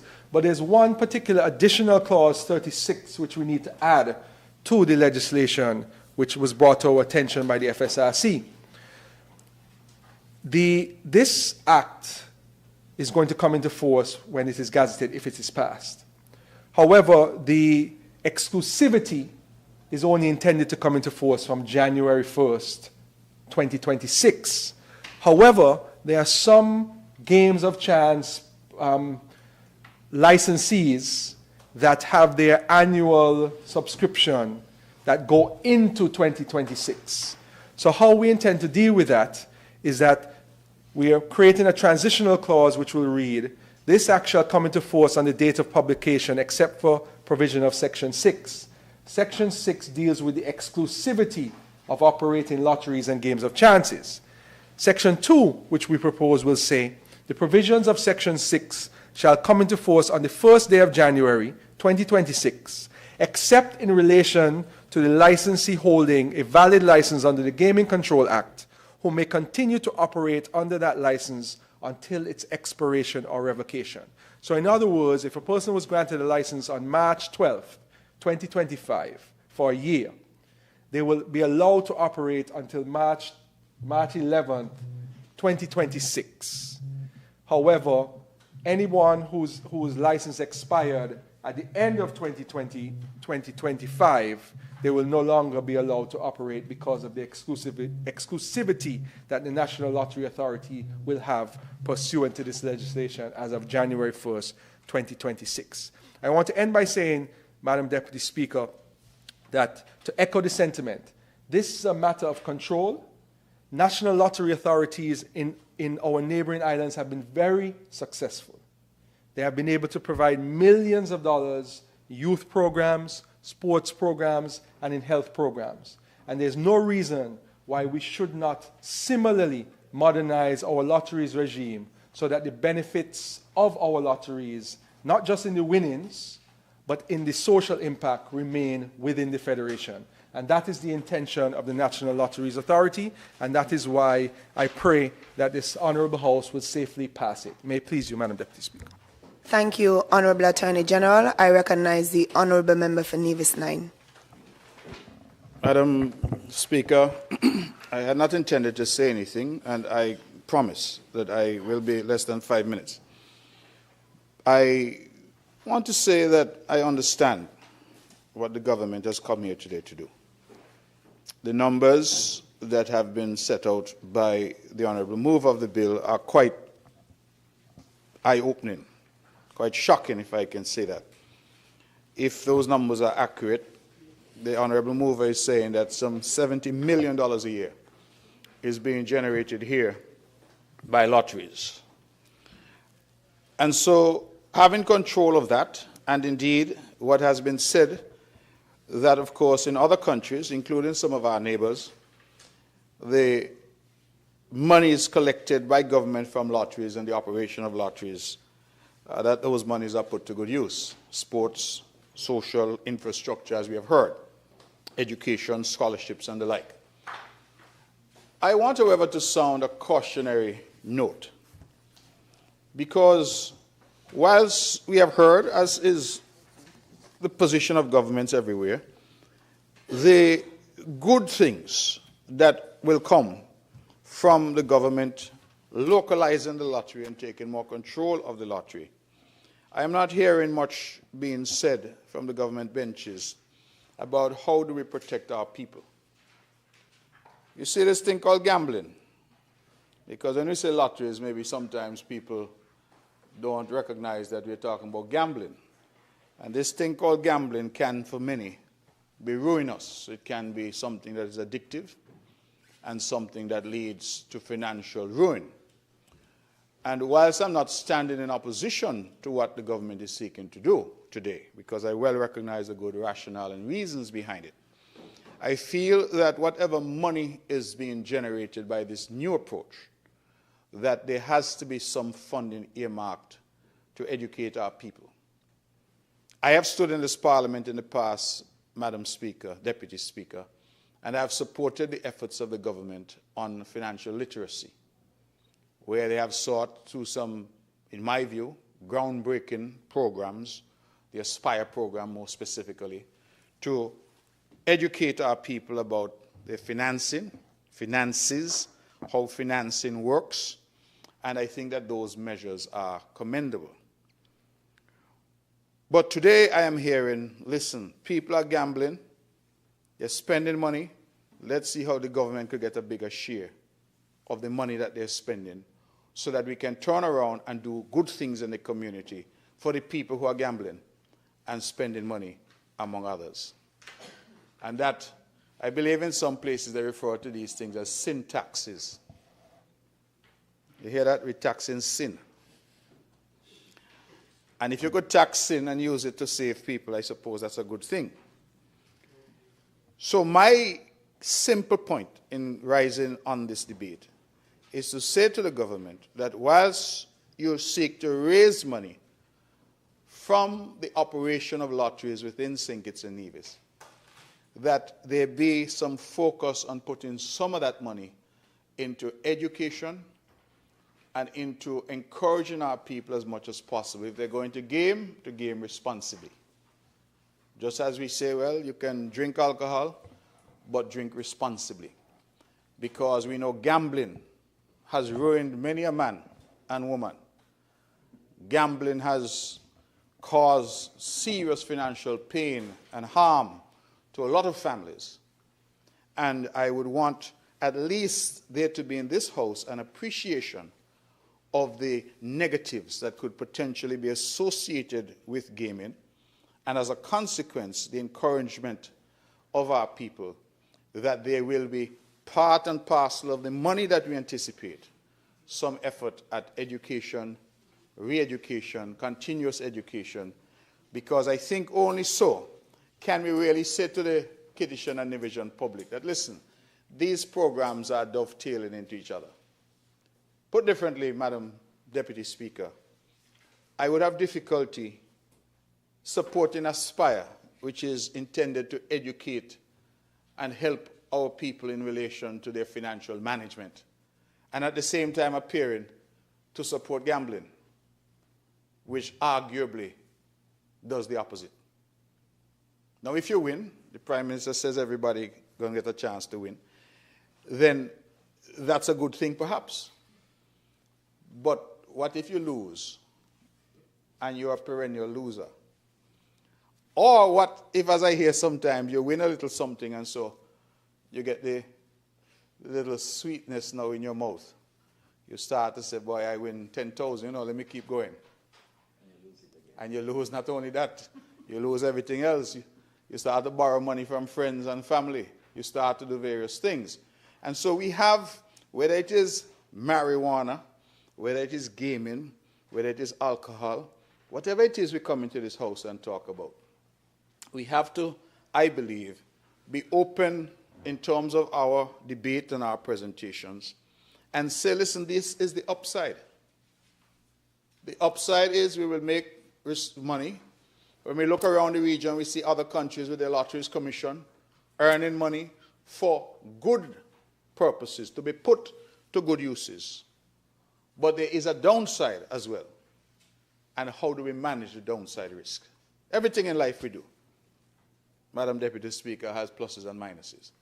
So my simple concern in my 5 minutes that I've given myself is to say to the government that I would like very much if, as they talk about raising money from gaming, from lotteries, that they also include in that matrix some effort at education and some effort at encouraging our people not to become addicted to this, because the world has shown some serious propensity for addiction to things like gambling. And that is why I decided, since I didn't hear it from the other side, to get up and lend my voice. Thank you. Thank you, Honourable Member for Nevis 9. I recognize the Honourable Member for Nevis 10. Thank you very much, Madam Deputy Speaker. I rise to make a brief contribution to the bill before this Honourable House as well. the National Lotteries Authority Bill 2025. Madam Deputy Speaker, I think the bill is very well intended, and I am still pretty much baffled by the figures that were presented by the mover of the bill. And I think generally that the gaming industry should be properly regulated based on the fact that in the recent past we have heard a lot about scams and so on. And I think this bill would also try to prevent such scams from taking place here in St. Kitts and Nevis. But I do have a few observations and probably some questions as well. Because when the mover spoke, the mover said that when the lottery is played, people from St. Kitts and Nevis must win, right? I know over the past years when lottery is being played here in St. Kitts and Nevis, I think we are tied to some lotteries in the region. Is it that the structure of the lottery will change now and it will just be for St. Kitts and Nevis only? And so when you play, the money cannot leave and go overseas? I think that is what the bill is intended to. Okay. Bearing in mind, that is what will happen. We have a small population in St. Kitts and Nevis. Will we still be able to raise that type of money, those type of funds that the mover would have spoken about, the 70 million and so on? Is it that we are pumping so much money into lotteries? Is it that we are gambling so much in St. Kitts and Nevis? Because I guess what you spoke about in terms of the lottery, that does not include when people go to the hotel to gamble. So are we saying that we are generating that much money from the lotteries, from the gaming industry? All right. Okay. Well, I guess I have that question answered. Because I was a little bit concerned when I heard the number, and my thinking was that the number was probably a region-wide number and not a St. Kitts and Nevis number. All right. Okay. Now, the other thing, Madam Deputy Speaker, of course, the mover and the second of the bill would have done quite a lot of explanation. My little concern or questions, when we spoke about the appointment of the board, I see that there is need for the appointment of a 7-member board. Is there need for 7 members on the board of the lottery? Or are we just, because I know almost every time, a lot of the time when we come to move bills and pass bills, there's always the need to appoint a board, or appoint an authority. And many of the times, I believe sometimes the boards are overpopulated. And the intention here is to continue to regulate and for the government to get a bigger portion of the funds that are generated from the lotteries. But at the same time, if we have a large board, and then in Section 10, it also speaks about appointment of officers and agents. Then in Section 11, it also speaks to the appointment of committees. So we have a board of 7. Then, of course, we have to appoint officers, and then we have to appoint committees. In Section 11, it speaks to committees, but I think it's a little vague. It doesn't say how many committees will be appointed. It doesn't say how many persons will be on each committee. And so I believe that needs a little bit of clarification, Madam Deputy Speaker. And will the committee members be paid just like the board members? All of this needs to be clarified because, of course, if you're making the money and you're spending back all of the money on the board and on the committees and on the persons who will be appointed by the board, then, of course, that will diminish the kind of returns and diminish the kinds of profits that you can get from this bill. Also, over in Section 23, it speaks to the application of funds, Madam Deputy Speaker. The funds of the authority shall be applied for the purpose authorized by this Act and towards youth and sports projects and health programs approved by the board with the consent of the minister. I am wondering, why are we restricting the funds to just youth and sports and health programs? There are many other areas here in the Federation where funds can be utilized. And so I was wondering what is the reasoning behind limiting the use of the funds to youth and sports and health. In addition to that, if you're utilizing the funds for youth and health and sports, what is the proportion, what is the percentage that will be utilized for these specific areas? Will you be utilizing 80% for health and 20% for youth and sports? Will you be utilizing 50% for youth and sports and 50% for health? I think all of that should be made clear in the bill, Madam Deputy Speaker. Because, of course, all ministers in the government would want the funds to be used in their specific area. And so if the funds are generated, and it is stated in the bill that it will be for youth and sports and health, the minister responsible for youth and sports will want a bigger chunk for that ministry. The minister responsible for health will want a bigger chunk for that ministry as well. So I think it should be fully stated here as to the proportion or the percentage that will be used for those specific areas. And similarly, in section 24, where it says the authority shall, with the consent of the minister, establish a reserve fund for specific contingencies. Here again, I think there need to be clarity in terms of what proportion should go to the reserve fund. So I just wanted to ask those questions for clarity, Madam Deputy Speaker. But I think, as I said, generally the bill is well intended, and I think it should be supported, because we really need to ensure that once all of this money is being generated from lotteries and gaming, that the state and the citizens of St. Kitts and Nevis should, in fact, benefit more from these funds. May it please you, Madam Deputy Speaker. Thank you, Honourable Member for Nevis 10. Any other presentation? I will now invite the mover to give his wrap-up. Thank you very much. I recognize the Honourable Member for St. Christopher 8. Madam Deputy Speaker, I want to thank all the honourable members who have lent their voice to this most important bill.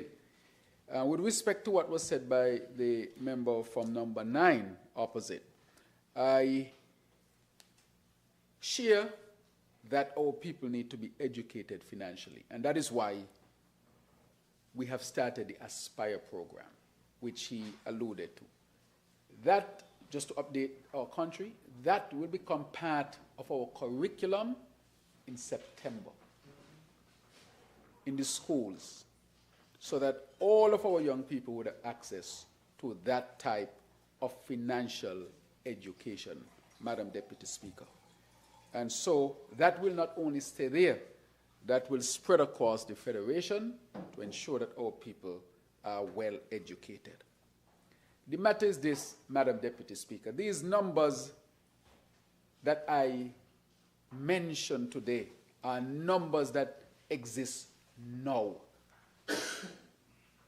They exist now. It's happening right now.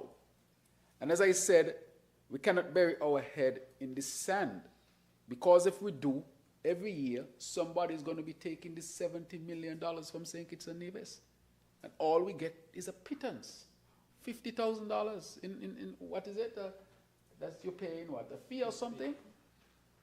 Which is, I cannot believe that we allowed this over the years. Just calculate that money over the years, Madam Deputy Speaker. And this came before this Parliament in 2021. Where there was an adjustment or amendment to the bill, to the law then. And the reason why this number is so shocking, I don't think anybody ever suspected that the number was so high. And I don't think anybody ordered a formal study of the sector. When I saw the number, I was totally shocked, just like my member opposite from St. Christopher, Nevis 11. Nevis 10. When he asked those questions, those are the same questions I asked. The numbers are shocking. But the reason why I also know it was done by a reputable organization who studied this. And the reason why I know the numbers are real, when you look at our GDP and you compare it to another country, and our GDP might be higher, GDP per capita is higher, which means we have more disposable income. The numbers are actually matching. So and when they tell me how much money they generate, and I ask them, you serious? One prime minister told me, well, I make $15 to $20 million in profit per year. I said, really? He said, that is how much you generate? He went on to say, not a man touch me lottery in my country. That's what he said to me.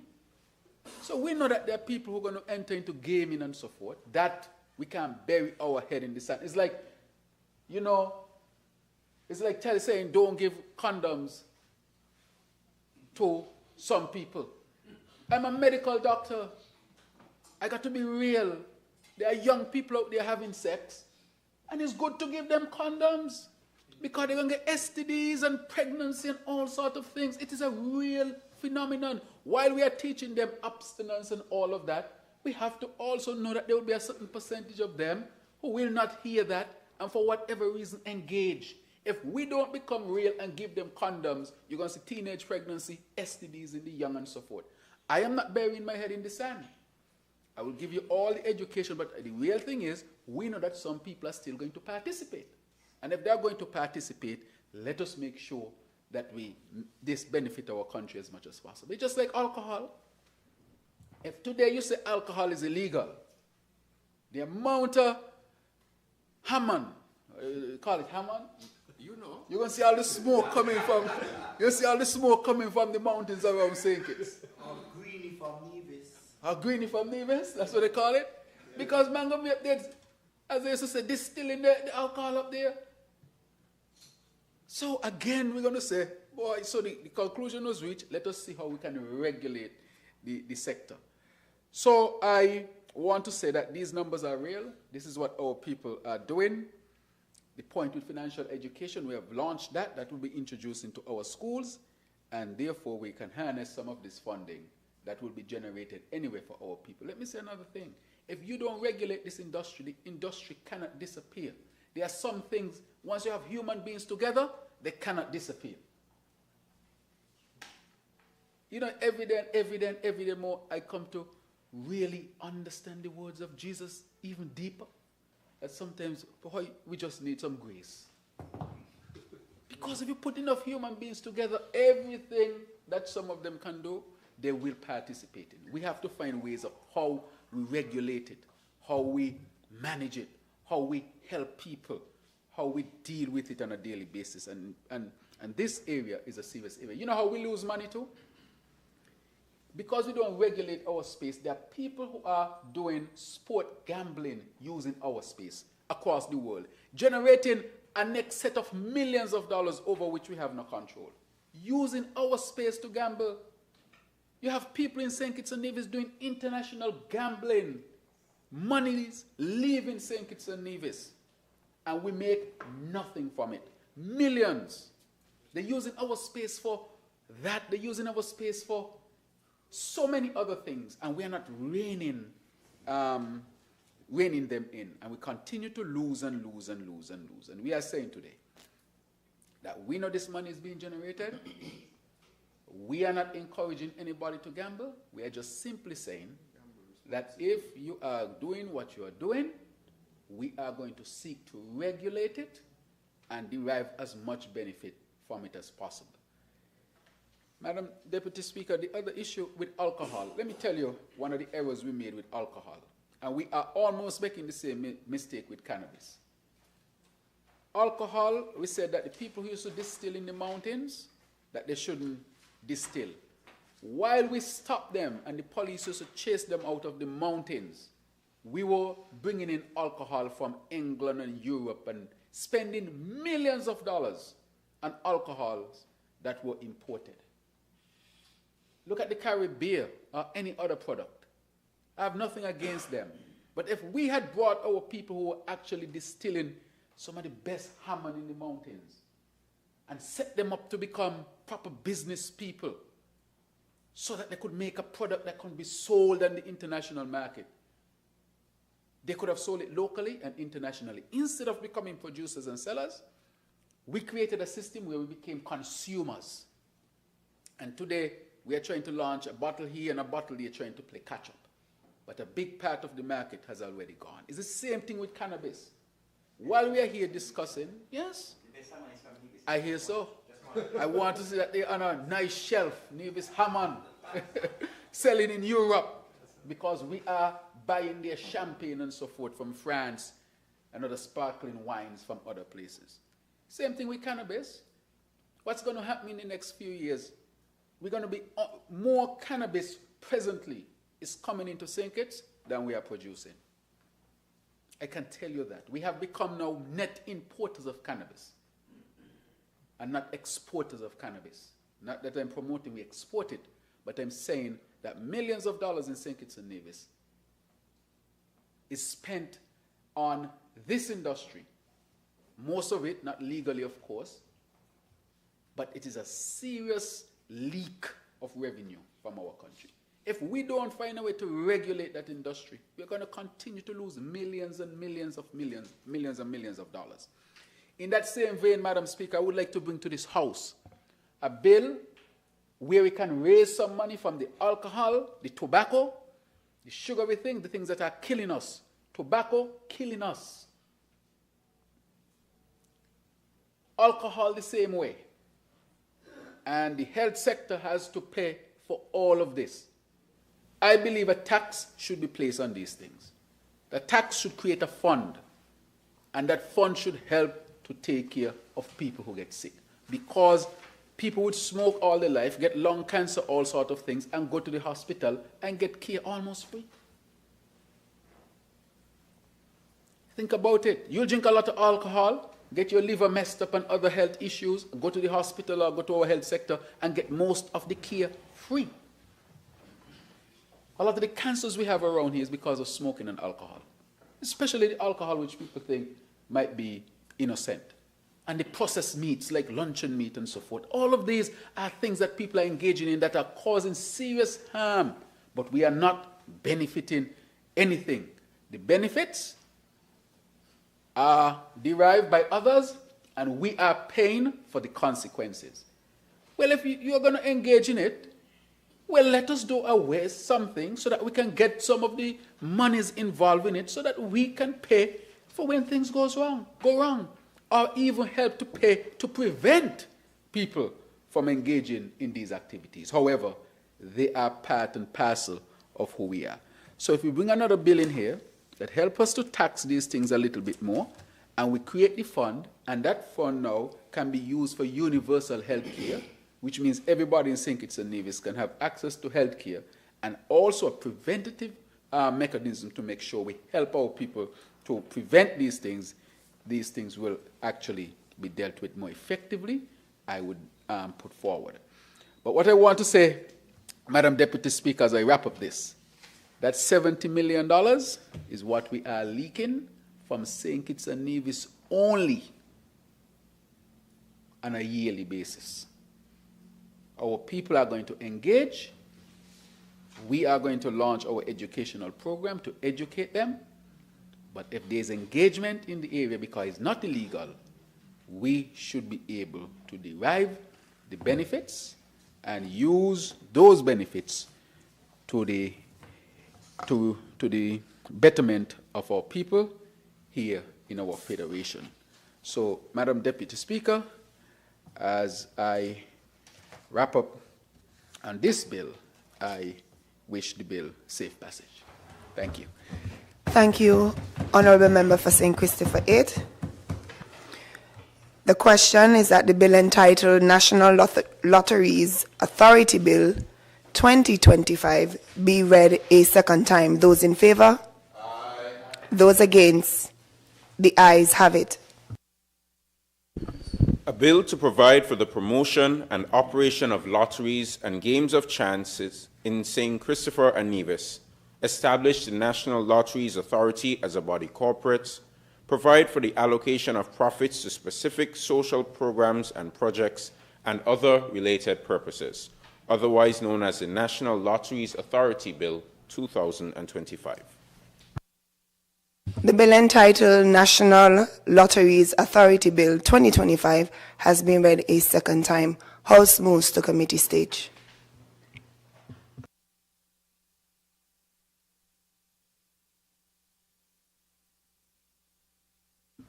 Clauses 1 to 8. The question is that clauses 1 to 8 stand part of the bill. Those in favor? Aye. Those against? The ayes have it. Clause 9. Madam Chair, I wish to propose that Clause 9 be amended by replacing the expression day-to-day operations of the board with the expression day-to-day operations of the authority. The question is that the proposed amendment to Clause 9 stands part of the bill. Those in favor? Aye. Those against? The ayes have it.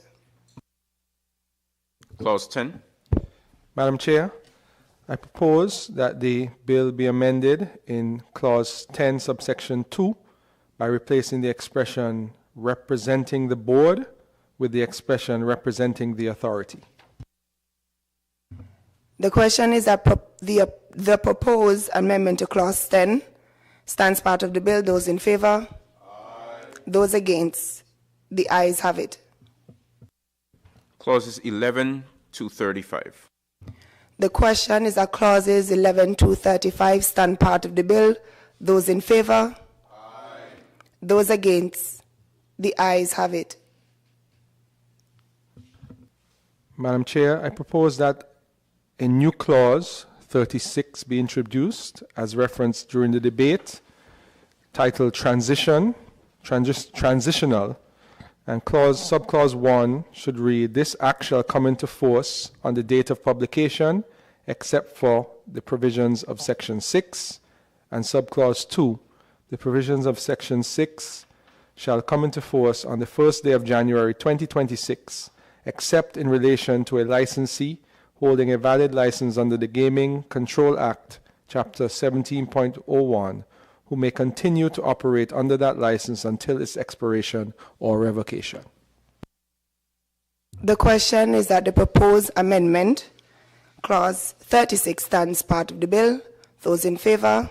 Aye. Those against? The ayes have it. The enacting clause. The question is that the enacting clause stands part of the bill. Those in favor?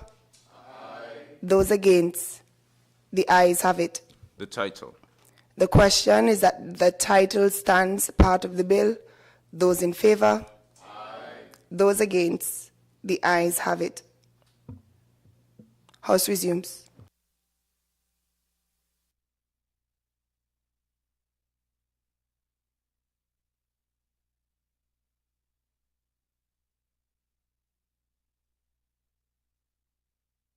I recognize the Honourable Member for St. Christopher 8.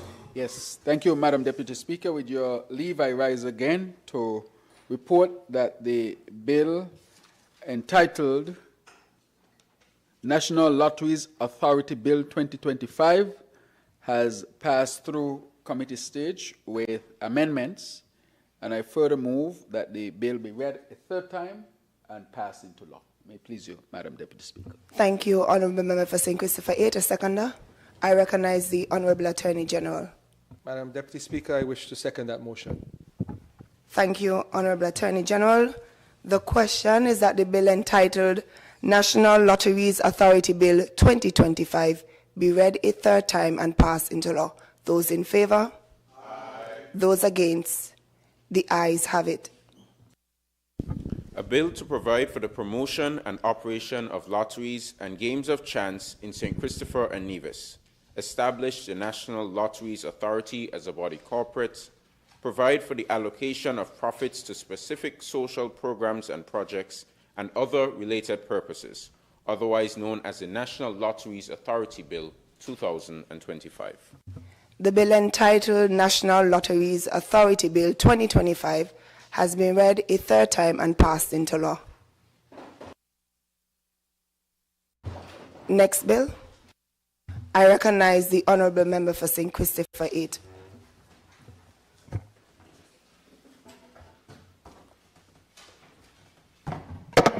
Madam Deputy Speaker, with your leave, I rise once again. As you can see, the Attorney General has put forward this agenda for the National Assembly, has us extremely busy. I think he has broken a record, you know. Reform after reform, laws after laws, advancing our great federation. I must acknowledge him for his tremendous work and his team, the Cabinet, and the House in general. Madam Deputy Speaker, I will lead the debate and have read for a second time in this Honorable House the bill shortly entitled Gaming Control Amendment Bill 2025, which is a consequential amendment to allow the National Lotteries Authority to operate. Madam Deputy Speaker, the Gaming Control Amendment Bill 2025 allows the Gaming Commission to issue a multi-year gaming license to the NLA by inserting a new subsection 4 into section 18. This bill exempts the National Lotteries Authority and its licensed operators from the procedural requirements that govern the renewal of gaming licenses issued by the Gaming Commission. In section 18 of the Gaming Control Act, chapter cap 1701, states as follows: a gaming license shall be valid for 1 year from the date of its issue until the 31st December of that year, and it is renewable each year on payment of the prescribed annual fee on or before the 31st day of January. 2, where a license is desirous of renewing the license, the licensee shall, let me read that again, where a licensee is desirous of renewing the licensee shall submit to the Commission a completed license renewal application form, pay all required license renewal application fees, submit due diligence information including identifying particulars for any change made to directors, shareholders, or any key gaming employees. And 3, where a license fails to comply with the requirements set out in subsection 2, the license shall not be renewed by the Commission. I'll be clear, Madam Deputy Speaker, this exemption is not a loosening of oversight, nor is it an invitation to regulatory laxity. Rather, it is a targeted refinement that recognizes this distinct statutory regime under which the NLA operates. The National Lotteries Authority is a public institution established to serve national development objectives and governed by its own comprehensive framework of internal controls, financial reporting obligations, and ministerial accountability. Section 18 of the Principal Act, as it currently stands, requires all gaming license holders to renew their licenses annually, subject to extensive due diligence and disclosure obligations. These provisions are appropriate for private sector operators. However, applying them to the NLA would create unnecessary duplication, since NLA's governance and renewal mechanisms are already embedded within the National Lotteries Authority Act and subject to direct oversight by the Minister of Finance and ultimately this Honorable House. That is very important. It still has to come here. So therefore, doing it yearly is not necessary at that next level. However, crucially, Madam Deputy Speaker, the Gaming Commission retains its overarching jurisdiction to monitor the integrity of gaming operations in the Federation. The Commission continues to play a vital role in ensuring compliance with anti-money laundering laws, financial probity, and systemic risk mitigation, even in relation to NLA. What this amendment does, it streamlines procedural oversight, not remove it. This legislative refinement mirrors best practices across the region. In jurisdictions such as St. Lucia, Barbados, state lottery authorities are similarly exempted from general gaming license renewals, yet remain firmly under public and regulatory scrutiny. Remember, every year I have to report to the National Assembly. We are aligning ourselves with a modern risk-based approach to regulation, one that distinguishes between private profit-making enterprises and public benefit statutory bodies.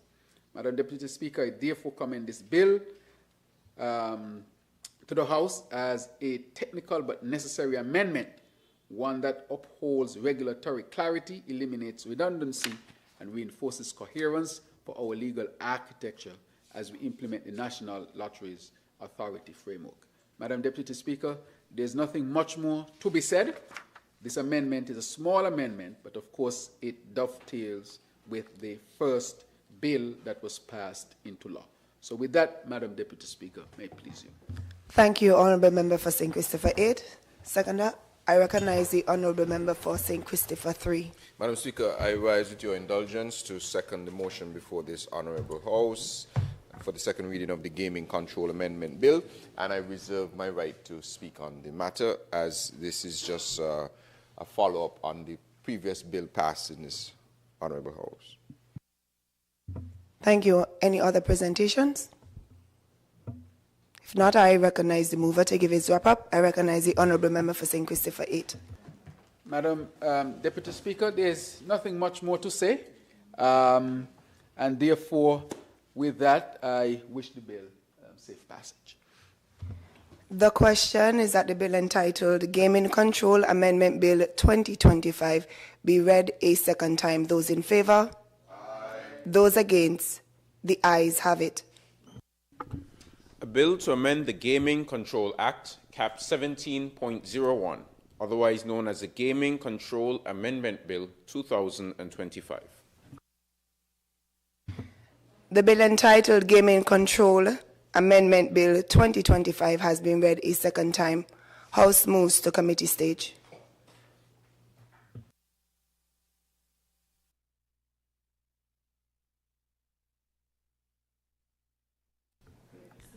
Clauses 1, 2, and 3. The question is clauses 1, 2, and 3 stand part of the bill. Those in favour? Aye. Those against? The ayes have it. The enacting clause. The question is that the enacting clause stands part of the bill. Those in favour? Aye. Those against? The ayes have it. The title. The question is that the title stands part of the bill. Those in favour? Aye. Those against? The ayes have it. House resumes.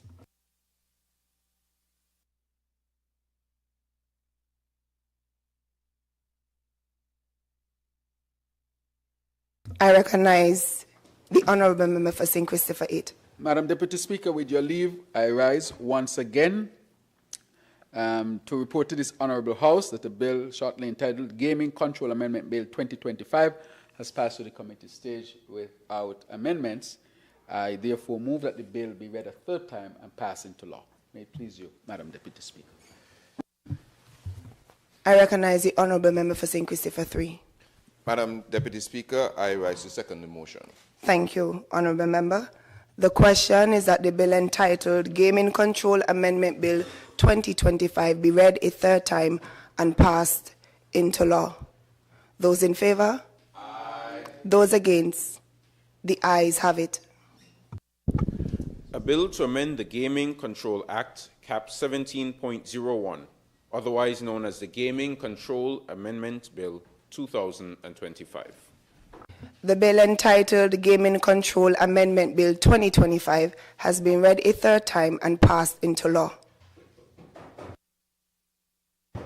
Next bill on the order paper.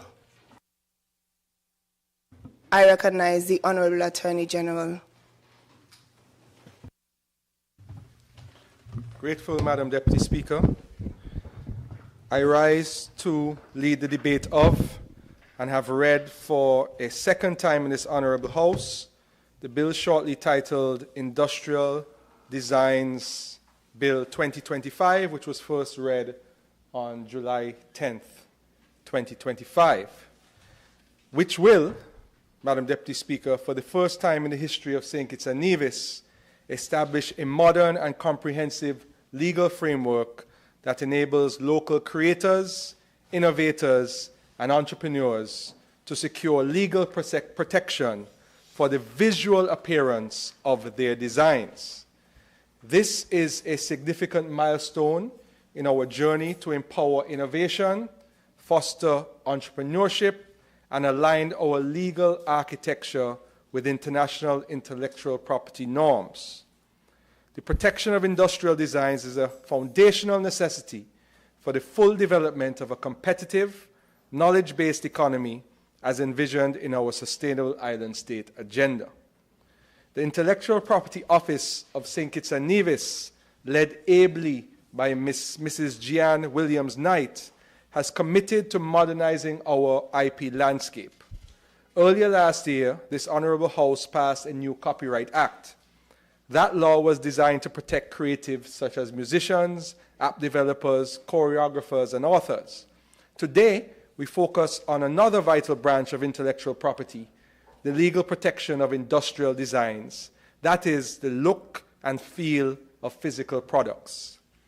It is important to understand that each type of intellectual property serves a distinct purpose. Copyright protects original literary, musical, and artistic expressions. Patents or patents, potato, patents protect inventions and new methods. Trademarks protect distinctive business identifiers, and industrial designs protect visual innovation, the aesthetic dimension of products. For example, an inventor may patent a mango peeler for its functionality, but the unique shape and color pattern of that peeler may be protected through an industrial design. Now, Madam Deputy Speaker, many may be asking, what is an industrial design? It is about appearance, not necessarily function. It is the visual appeal of a product, its shape, lines, color, texture, or ornamentation. Madam Deputy Speaker, I have some examples to show the people and this Honorable House. An industrial design is the iconic silhouette of the Coca-Cola bottle. Coca-Cola owns that shape. Another example is the unique design of a Volkswagen Beetle. Volkswagen owns the industrial design of that. Then there are the smooth curves of an iPhone. Apple owns that industrial design. So these are all protected by industrial design rights. But here in St. Kitts and Nevis, up to now, we have had no specific legal regime or mechanism to protect this kind of creativity. The only statute on our books is a colonial-era relic from 1930, the United Kingdom Designs Protection Act, which gave automatic protection to UK-registered designs, but offered no protection to our own nationals. Alternatively, persons have had to try to register their designs as trademarks, but this avenue for protection is not always appropriate. This new bill, Madam Deputy Speaker, changes that. It ends 95 years of inequity. It repeals the UK Act from 1930 and creates a legal framework that finally empowers our people to protect the products they design. Be it a pair of shoes, a piece of jewelry, fashion designs, custom furniture, unique packaging, a game board, or even artisanal crafts. Now, why does this matter, Madam Deputy Speaker? Consider, and I want the Minister of Culture for the NIA to listen to this part in particular. Consider a young Kittitian on a vision who developed a visually stunning or imaginative board game. We have one. His work was actually so impressive that it was referenced at our breakfast meeting with the WIPO Director General, Darren Tang, in November 2023. Until now, with the passage of this bill, the young man had no legal recourse if someone copied his work. With this bill, he and others like him will be able to register and defend their designs both locally and globally. And this is particularly important for the orange economy, the creative sector that includes design, fashion, gaming, technology. These sectors represent an untapped growth engine, one that we must nurture with legal infrastructure.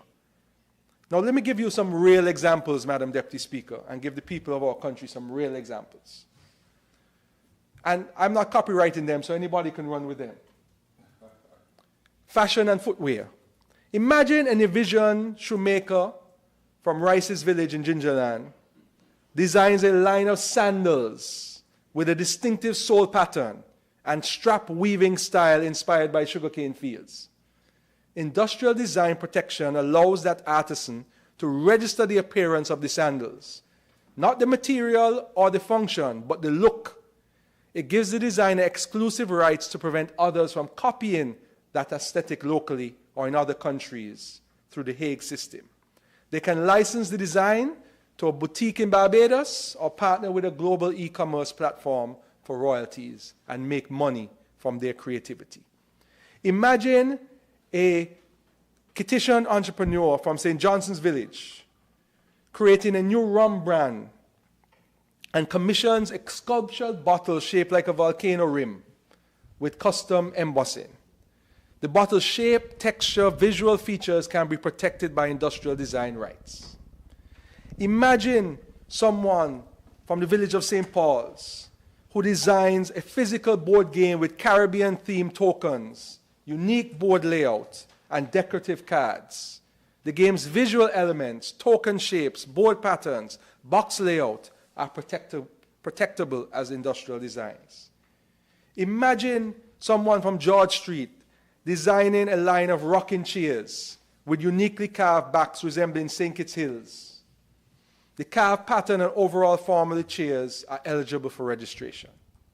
Imagine someone from Newcastle, Castle, a potter with a signature line of candle holders using colorful island motifs and coral textures. The visual form, ornamentation, and finishes are protectable. This could apply to consumer devices, textile and fabric designers, merchandising for tourism. All of those, with the passage of this bill, Madam Speaker, will be able to protect their intellectual property. Now, how does this bill work, Madam Deputy Speaker? It offers two pathways for protection of industrial designs. One, national registration through the Intellectual Property Office of St. Kitts and Nevis, and two, international registration via the Hague system administered by the World Intellectual Property Organization, WIPO. Let me explain both. The first option, a designer can apply to the intellectual property here in Bastia, and I see the member for number 3, who's a very creative person, already thinking about what types of industrial designs he can create in his mind and protect and sell and monetize. You can submit your drawings or photographs of the design to the IPO. If the design is new and has individual character, it will be registered for initial 5 years and can be renewed up to 25 years, with protection being limited in St. Kitts and Nevis. So that's if you're competing locally. Now, with the Hague International Registration through WIPO's online platform, a designer can register in multiple countries, currently over 90, with a single application. If St. Kitts and Nevis is selected as a designated country, we receive notification and fees, providing a new revenue stream for the government. That's just an aside. This dual system gives local designers flexibility and access. They can protect their designs domestically or internationally or both. So that young man who created the board game in St. Kitts and Nevis can then register to the Hague system, and no one in the 90 countries registered therein could use his design, and he then could monetize it as his own. Designs that are made public without registration are still protected for 3 years from the date of public disclosure. This means there's a temporary automatic protection and ensures that even those without the means or readiness to register can enjoy some legal shield against copying. St. Kitts and Nevis has been a party to the TRIPS agreement since 1996 and to the CARICOM EU Economic Partnership Agreement since 2008. Both require the legal protection of industrial designs. This bill satisfies those obligations and finalizes our country's accession to the Hague Agreement, which we did in July 2024. The legislative draft and assistance from WIPO and the European Union Intellectual Property Office must be commended, and we must thank them. The bill and its accompanying regulations are not boilerplate at all. They were custom developed for St. Kitts and Nevis. Now, if you'll allow me, Madam Deputy Speaker, just to walk through the structure and contents of the bill, which consists of 41 sections. But I won't go through each one individually. I'll go through the different parts. Part 1 is the preliminary items with key terms, industrial design, Hague application, complex product, registrar, etc., and specifies the commencement date by ministerial order. Part 2 deals with the details of eligibility for protection as registered or unregistered designs, requires novelty and individual character, provides exclusions for designs dictated solely by function, mechanical fit, or contrary to morality, public order. Then Part 3 deals with acquisition, and registration rights. It establishes who has the right to apply, the designer or an employer, allows assignment and succession, protects joint ownership and naming rights. Part 4 deals with national applications. It outlines the process to file locally, allows up to 100 designs in a single application, provides for deferment of publication for up to 30 months. Part 5 deals with the rights conferred and limitations. It empowers the owner to prevent unauthorized commercial use, recognizes exhaustion of rights after first sale, confirms coexistence with copyright protections. Part 6 deals with the initial 5-year term renewable to 25 years as a term of protection. Unregistered designs enjoy the 3 years of protection, which I spoke of earlier, after public disclosure. So I give you an example. If the member for St. Christopher 1 invents a special type of wedding drape, that if that wedding drape is used, you know it is done by a particular business, or it is done by a petition or a division. He can then register that or publicly disclose that he has created that special design. And then he would have, if it is unique, 3 years of protection once he publicly discloses that this is his special type of design.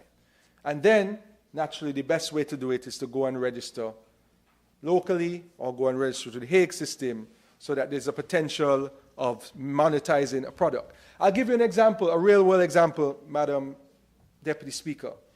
I met a gentleman and his family on a vacation a few years ago.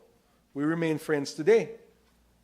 And he was telling us about this product that he created, that he was marketing. And we were talking about that product, and he said, yes, this is my second product. So I said, what was your first product? He said, well, I invented a baby feeding pillow. Can't remember the name, I don't want to give the wrong name, but it's available on Amazon. He went to his friend's house one day, and his friend had a newborn baby. And the friend was feeding the baby, and the baby just seemed uncomfortable, and the breastfeeder felt uncomfortable. He said to himself, they don't have something specialized for that. And you know what he did? He created a specialized breastfeeding pillow and became very successful. He wasn't into design. He wasn't into that area. I don't think at that time he had any children. But he just had an idea, something clicked in his head. It's a real example. Something clicked in his head. And he became extremely successful because he created that design of that breastfeeding pillow. And more than likely, I didn't go into details about, more than likely, the fact that he's selling it as a specialized breastfeeding pillow, he has an industrial design registration for that pillow. And that created a different level of life for him and his family because of that thought in his head from an experience he had. Now with this legislation, that could happen to any one of us in St. Kitts and Nevis. And don't ever think that something you create here cannot become popular throughout the world in this globalized world that we live in. Part 7 deals with changes in ownership and licensing. It allows transfers and licenses to be recorded in the register and mandates official recording of third-party enforceability. Part 8 deals with invalidation. It permits court action to invalidate improper registrations, protects original creators, and allows partial invalidation. Part 9 deals with enforcement and remedies, introduces rights to information of on infringers, authorizing injunctions, seizures, damages, and publication of judgments, promotes fairness and deterrence in enforcement. Part 10 deals with Hague applications. It recognizes the international registrations under the Hague Agreement, outlines procedures for refusal, invalidation, and effect of registration. And Part 11 grants the Minister power to make regulations, formalizes the Register and the Gazette, and repeals the 1930 UK Designs Act. So, Madam Deputy Speaker, the passage of this bill is long overdue. Our last bill was in 1930. We signed on to various agreements and treaties in 1996. But thanks to the hard work and strong leadership of the Intellectual Property Office, I cannot take credit for this, Madam Deputy Speaker. Mrs. Jeanne Williams-Knight and her team must take full credit. They worked with WIPO, they worked with the EU IP office, they got consultants to draft, they worked hard, they sent it out for consultation, and now we are here, after their hard work, presenting something that could change the landscape for the orange economy in St. Kitts and Nevis. This is not just another bill, it is an opportunity for that person sitting down in their house right now at 18 years old, thinking about what they're going to do with their life, of possibly having the chance of creating something special and being able to show it and sell it to the world. That is what this bill means, Madam Deputy Speaker. It provides a platform for development of the creative enterprise. It aligns with our nation with the global intellectual property regime. We continue to shape a modern and inclusive economy in this sustainable island state we envision. We must insist in doing that our people use their intellect, their skills, and their creativity as a viable pathway to prosperity. This law gives them more of the legal armor they need. Madam Deputy Speaker, I want the people of St. Kitts and Nevis to hear me. You can make it in this world something other than a lawyer, a doctor, an accountant, a business person. You can be a musician. You can be a producer. You can create something new that the world has never seen. We have examples of that. Persons who have gone the non-traditional route. Let us not be constrained by the old ideas as to what success or what are the pathways to success. I have a classmate who I grew up with who became a dancer, who always wanted to be a dancer, went to the UK, and for over a decade was a dancer in the Lion King. That person didn't give up on their dreams. They used their creativity and their talent to create a life for themselves and their families. That is what we're encouraging people to do. That is why we're creating bills like this. There are other pathways to success than the traditional means. And we want our young people especially to dig deep into their creativity. We are creative people naturally by birth. We're one of the most loved regions in the world because of our culture and our creativity, our uniqueness, our beautiful people. We have Nobel laureates. We have famous authors. We have some of the top musicians in the world from a tiny part of the globe with 7 million people. In the world of member for number 3, about 8 billion people now? Yes. 7 million out of 9 billion people. And we have shown that we can be the best in different areas, especially when it comes to creativity. So we want to encourage our people, and this bill is one of those ways to encourage our people to look at other opportunities to use their creativity and to monetize it. I therefore, Madam Deputy Speaker, say let us protect our creativity, let us empower our people, let us build a sustainable island state, one innovation at a time. May it please you. Thank you, Honorable Attorney General. Seconder, I recognize the Honorable Member for St. Christopher 3.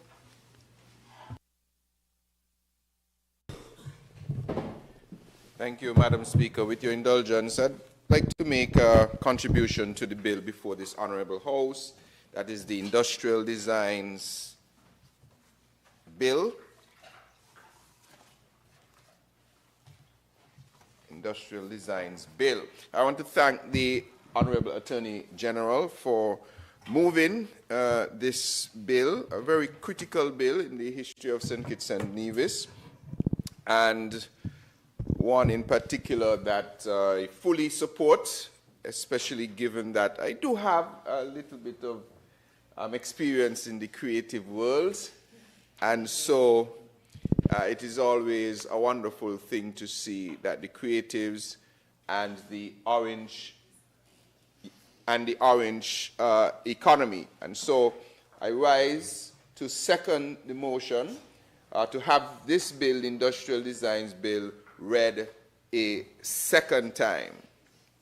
It's really transformative piece of legislation, Madam Deputy Speaker, not only to legally modernize, but to the very heart of, as the mover was speaking about, economic creativity, about cultural identity, and importantly, about documenting and protecting innovation within our Federation of St. Kitts and Nevis. So why this bill? And I think the mover did an excellent job in establishing the fundamentals of why we need to do this bill. And the question is, why now?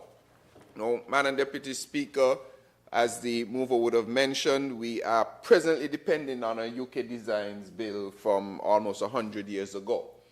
And that is passed down, obviously, from a different era and doesn't have what it takes to really protect our creativity here in our Federation. What this bill does is that it repeals that antiquated law and replaces it with something that is bold, something that is modern, something that is homegrown legal framework, which is important to note. Because, Madam Deputy Speaker, it is about time that our own designers, whether you are a shoemaker on Central Street, or whether you are a digital artist somewhere in Charlestown or Gingerland, you must have access to a system that protects the ideas or your ideas and rewards the innovation. So what this bill does, Madam Deputy Speaker, is bring us really in line, though, with international best practices and fulfills our obligation on the two critical treaties. I think the mover may have mentioned this before, the Paris Convention and the Hague Agreement, which is administered by the World Intellectual Property Organization, WIPO. So what we're doing now is not just check boxes, Madam Deputy Speaker. This will open doors for our designers to secure international recognition and legal protection without ever having to leave the Federation. That's very important. So some of you and some of us who are listening, we may ask, well, what exactly is an industrial design? Because that's more of a fancy term. And why should it matter to an ordinary Kittitian on a vision? Well, an industrial design is not necessarily about, and not about how a product works. It is how the product looks. So whether it has a distinctive shape, whether it has a bold pattern, like maybe on a swimsuit, maybe it has sleek curves of a locally designed mobile app interface. I don't know if the mover spoke about protecting designs, for instance, in app development or software development. These visual features are what effectively attract consumers, build brand loyalty, and fuel market success. The mover spoke about the Coca-Cola bottle, which its fancy shape and its iconic shape. There's also, for instance, the Nike swoosh. Everybody, when they see the Nike swoosh, they know it's a Nike brand. The McDonald's Golden Arches, for instance. And to those of you in this house, for instance, who might be looking out for a Tiffany blue box. You know, is a Tiffany blue box? With a chain. With a chain in it? Yeah. I know some members in this house looking out for a Tiffany blue box. Even that is trademarked, and the size and everything, the Tiffany blue box. And he spoke about the Apple iPhone. The list goes on and on and on. And there's no reason why our people cannot be in that mix to one day have famous design. I mean, we have excellent artists and designers. You could think of Von Anslin and so on. So imagine, Madam Deputy Speaker, a young entrepreneur from anywhere in St. Kitts, in St. Paul's, in the village, in Connery, in Nevis, wherever, crafting their own bags. I was at a function the other day, I can't remember the name of the young lady, who had bags for sale.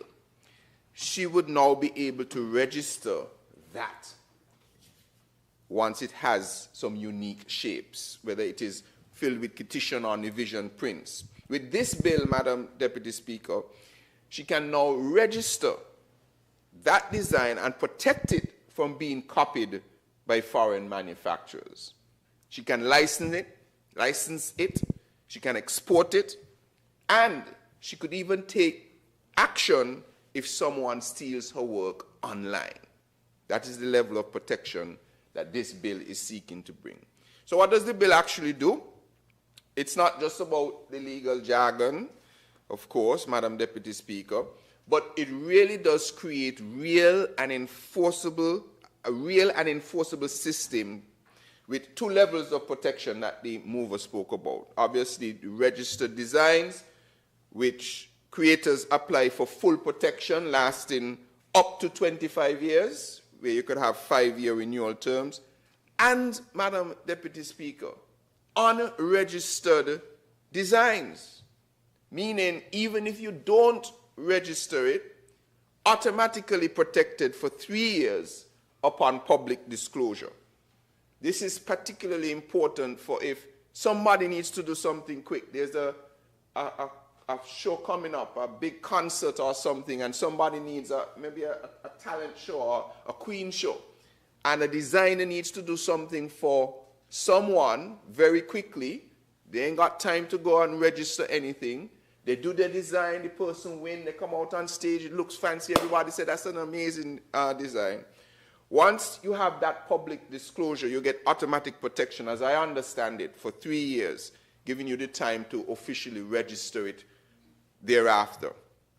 So this dual system is inclusive. So it doesn't only empower established people who know what to do and can do it very quickly, but also emerging creators. Because sometimes someone may come up with something that they don't know is a hit.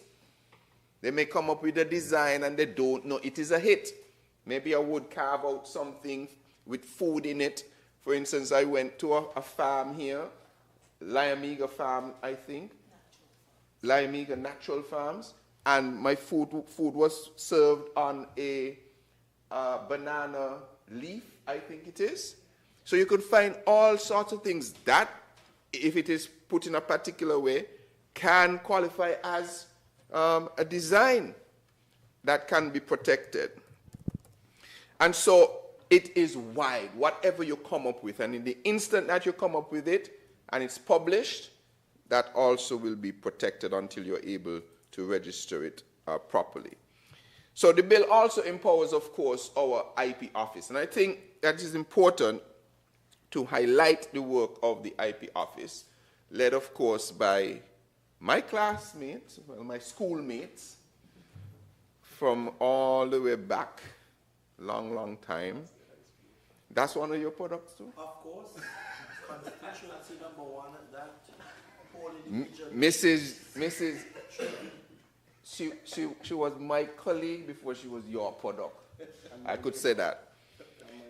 So I want to commend the extraordinary work that Mrs. Jehan Williams-Knight and her team have done to bring us to this point.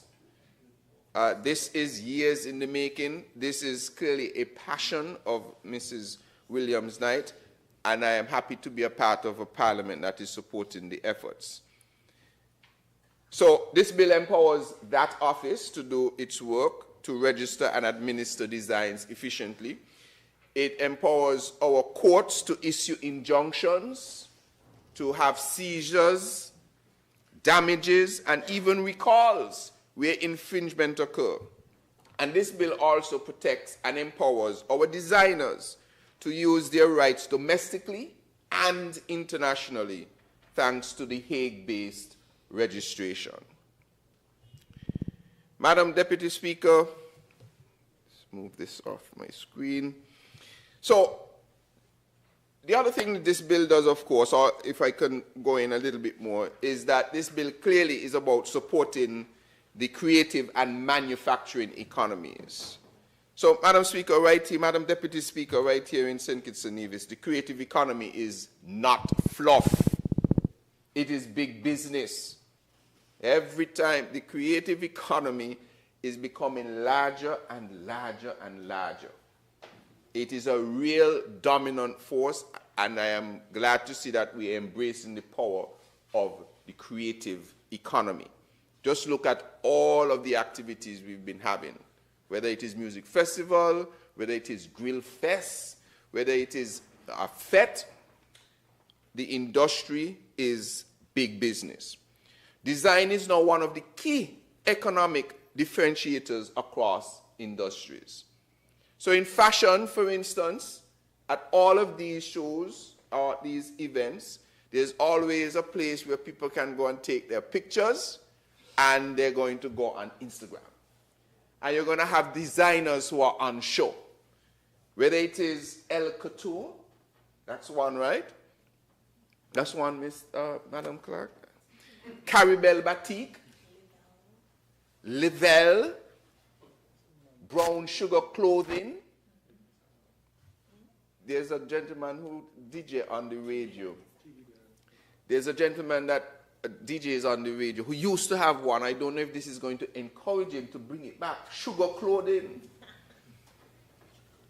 Saucy Styles by Camla. Kiwi Dan. Call all. I can't name some, and if I forgot any, my apologies. Say that again? Cakes by Diana. Cakes by Diana. And Jeanette. Yes, Jeanette. And you have all of those who do, what they call them, the faces, the design. Because, yes, makeup. If you have a distinctive design of applying, whether it is the eye shadow and it has a, I don't know how it goes, all of these things are part of the creative economy. And what this bill seeks to do is, if you come up with something that is unique to you, our hair braiders, that is unique to you, your style, this bill is for you. In furniture and woodworking, you have an excellent piece of furniture that is designed by someone locally. They can protect that. In digital designs, anything that is digitally created can be protected as long as it is unique. User interfaces for apps. All of these things are designs. Big businesses and big companies have done this for years. They protect their designs so that someone can't use it again. In agribusiness, where branding and packaging of our local products must compete on the crowded supermarket shelves. So if you can find a design that allows you to stand out, this bill is for you. So under this legislation, their creative or creativity will have legal muscle behind it, and that is what this bill does. But it goes further, Madam Deputy Speaker. This bill can attract investment and build confidence. Why? Modern IP law is also a magnet for foreign investment and public-private partnerships. Investors and businesses alike are far more likely to enter a market where innovation is protected. So other people can come here, or investors can come here, they can design and know that they have strong legislation to protect their work. Where there is rule of law and where creators can secure their work. That is something that investors are interested in. And this, Madam Deputy Speaker, is part of our Federation's broader approach to economic diversification, to move beyond just tourism into tech, into fashion, into industrial design, manufacturing. The bill offers a chance for us to empower our youth and future generations. It's not just for big corporations. It is for our students at CFBC, even a project that is for CXC or for CAPE that has design elements in it. This is for those persons. For our young creatives posting their work on TikTok or Etsy, and for our small business, of course, participating in regional expos, for instance. We are telling all of them very loud and clear, your ideas matter, your design has value, and we will protect it. So, Madam Deputy Speaker, as I support this bill and the passage of this bill, it is about liberating and protecting creativity. It's about telling the world that here in St. Kitts and Nevis is not just about being a consumer of global design trends, but we are creators, we are innovators, and now we are owners of those designs. This bill, the Industrial Design Bill 2025, is really a cornerstone of a smarter, more competitive, and culturally confident future. So, Madam Deputy Speaker, please let us protect the genius of our people. Let us support innovation. Let us pass this bill with pride and with urgency, and I, without a doubt, commend this Industrial Design Bill 2025 to this Honourable House. Madam Deputy Speaker, may it please you. Thank you, Honourable Member for St. Christopher 3. I now invite the mover. Sorry. I recognize Honourable Senator Joel Clark.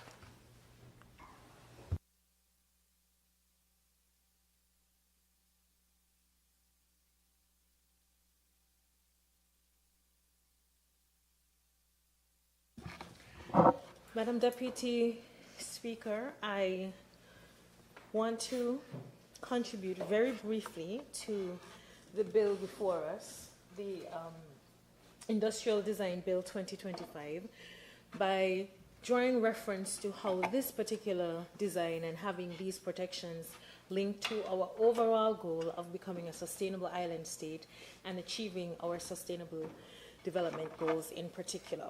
And as I've mentioned, we often don't see the interconnection and the link between environment, development, and some of our legislation. And so I reserve the right to do this every single time once the opportunity presents itself. And I must say that, in particular, this bill and what we're doing as a nation is working towards two SDGs in particular. SDG 9, which speaks to fostering innovation and sustainable industrialization, and SDG 12, which speaks to promoting sustainable consumption and production. And I'll speak very briefly on innovation, sustainable industrialization as it relates to designs, infrastructure, even having companies that promote inclusive, sustainable industrialization and foster innovation even in building designs, in creating, now we're working towards sustainable settlements as part of our sustainable island state agenda. And we welcome even our designers, architects, and engineers who may come up with creative options for ensuring that even our homes are more climate resilient and able to protect our people. Importantly, as I mentioned earlier in statements by ministers, today marks the last day in which we can distribute styrofoam containers and egg crates in particular. And for SDG 12, which speaks to promoting sustainable consumption and production, we're seeing that industrial design and having this type of protection helps play a vital role in promoting sustainable consumption, in promoting recycling, in promoting better use of materials, minimal environmental impact. So as the member for constituency 3, member for number 3 mentioned, the fig leaf at Lyamiga Natural Farms can be an option. We need to find creative ways to replace the styrofoam containers. We look forward to next week when our business partners, our vendors, etc., show us how they have been creative and ingenious and innovative in providing the foods that we love on the side of the road, in a restaurant, etc. But the whole point about it is once we pass legislation in this House, it must connect not only to our local agenda of a sustainable island state, but it must connect to the global agenda of our sustainable development goals, which we have to reach by 2030. So I am very pleased to support this bill. I again congratulate Ms. Jihan Williams. I do apologize for missing the last name. And her team at the Intellectual Property Office for the work that they have been doing. This is not the first bill that has come here. It's consistent and it's showing that we are working to protect not only the rights of our designers and innovators, but to promote the creative economy and to promote and support our creatives in a way that's meaningful. This was a manifesto promised by the administration, by the Labour Party, and we're seeing it happening not only in the ministry that the member for number 4 leads, but also in the ways in which our legislation promotes and protects their livelihoods. So, Madam Deputy Speaker, with that, I rest. Thank you, Honourable Senator Clark. I recognize the mover of the bill, the Honourable Attorney General.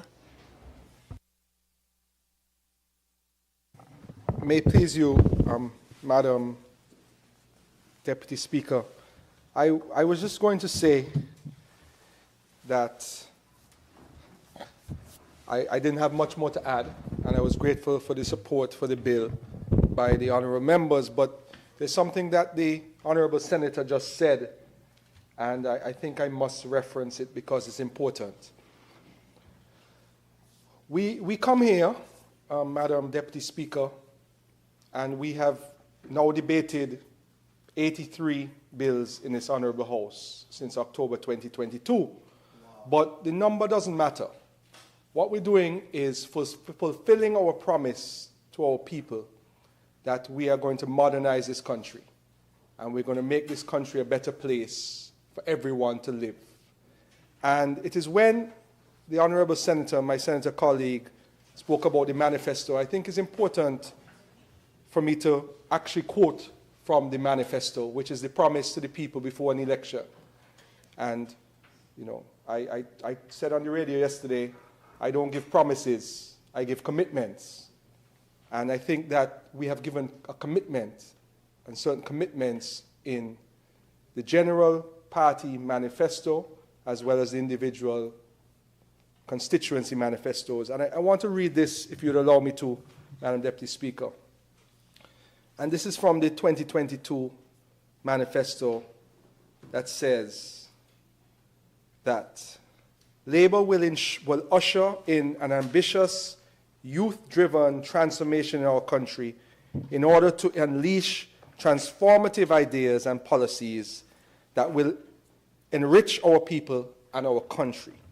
Labour will include young people in decision-making at the national level to ensure that we build a better country that caters to the needs of our future leaders and entrepreneurs. The creative economy, often called the orange economy, will be unlocked so that creativity, the arts, and culture can be pursued as careers and productive endeavors by our people. What we are doing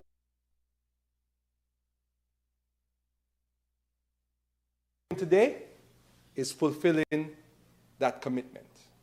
And it's one of the elements of fulfilling that commitment. And it cannot be understated, and it cannot be lost in the rhetoric and the negativity that consumes us throughout our society, whether it's messages received on WhatsApp, social media posts, fake news sites, TikTok, negativity, and so forth, which consumes us. We have to sometimes look at the positivity, Madam Deputy Speaker, and I think today is a positive day. And I think this bill is a positive bill. It is a bill to give an opportunity for our creatives or people who have thoughts in their minds, unique thoughts, unique creative skills and talents, to be able to monetize on those talents and skills and creativity. It's a pathway to a new type of economy. And that is the real reason that this bill has been presented, to give our young people especially an opportunity to create their own path using their creativity. And I feel like that is very important and must not be lost in the various discussions on clauses and alignments with our national plan, which is the Sustainable Island State Agenda, and all of the nuances in the legislation. At the end of the day, we are here to make people's lives better and to give people an opportunity to succeed and be the best version of themselves, and this is an example of that. May it please you, and I wish this bill safe passage, Madam Deputy Speaker. Thank you, Honorable Attorney General. The question is that the bill entitled Industrial Designs Bill 2025 be read a second time. Those in favor? Aye. Those against? The ayes have it. A bill to provide for the protection and registration of industrial designs in St. Christopher and Nevis and for related matters, otherwise known as the Industrial Design Bill 2025. The bill entitled the Industrial Designs Bill 2025 has been read a second time. House moves to committee stage.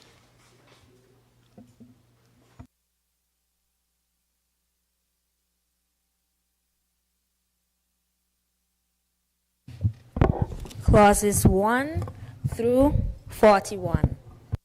The question is that clauses 1 to 41 stand part of the bill. Those in favor? Aye. Those against? The ayes have it. The enacting clause. The question is that the enacting clause stands part of the bill. Those in favor? Aye. Those against? The ayes have it.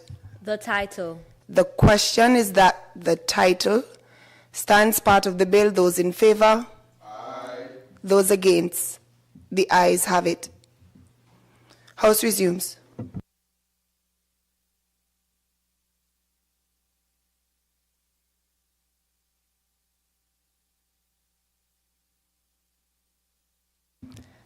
I recognize the Honorable Attorney General. Apologies, Madam Deputy Speaker. I rise to report that the bill shortly titled Industrial Designs Bill 2025 has successfully passed through committee stage without amendments, and I move that it be read for a third time and passed into law. I recognize the Honorable Member for St. Christopher 3. Madam Speaker, I second the motion. Thank you. The question is that the bill entitled Industrial Designs Bill 2025 be read a third time and passed into law. Those in favor? Aye. Those against? The ayes have it. A bill to provide for the protection and registration of industrial designs in St. Christopher and Nevis and for related matters, otherwise known as the Industrial Designs Bill 2025. The bill entitled Industrial Designs Bill 2025 has been read a third time and passed into law. Next item on the order paper. Motions, resolutions, adjournment. I recognize the Honorable Member for St. Christopher 8. Thank you very much, Madam Deputy Speaker. On the adjournment, I just quickly want to take this opportunity to wish the Harris family of St. Peter's as they celebrate their family reunion. Wish them all the best and to have as much fun as possible and to celebrate each other. I also want to take this opportunity on a more solemn note to really extend my condolences to the family of Ms. Matilda Small, who was laid to rest yesterday. And to say to the family that they have, of course, my own support. And I know that the community of Keyon continues to support the family as they go through the period of bereavement. Allow me also, Madam Deputy Speaker, to take this opportunity to really reflect on Culturama.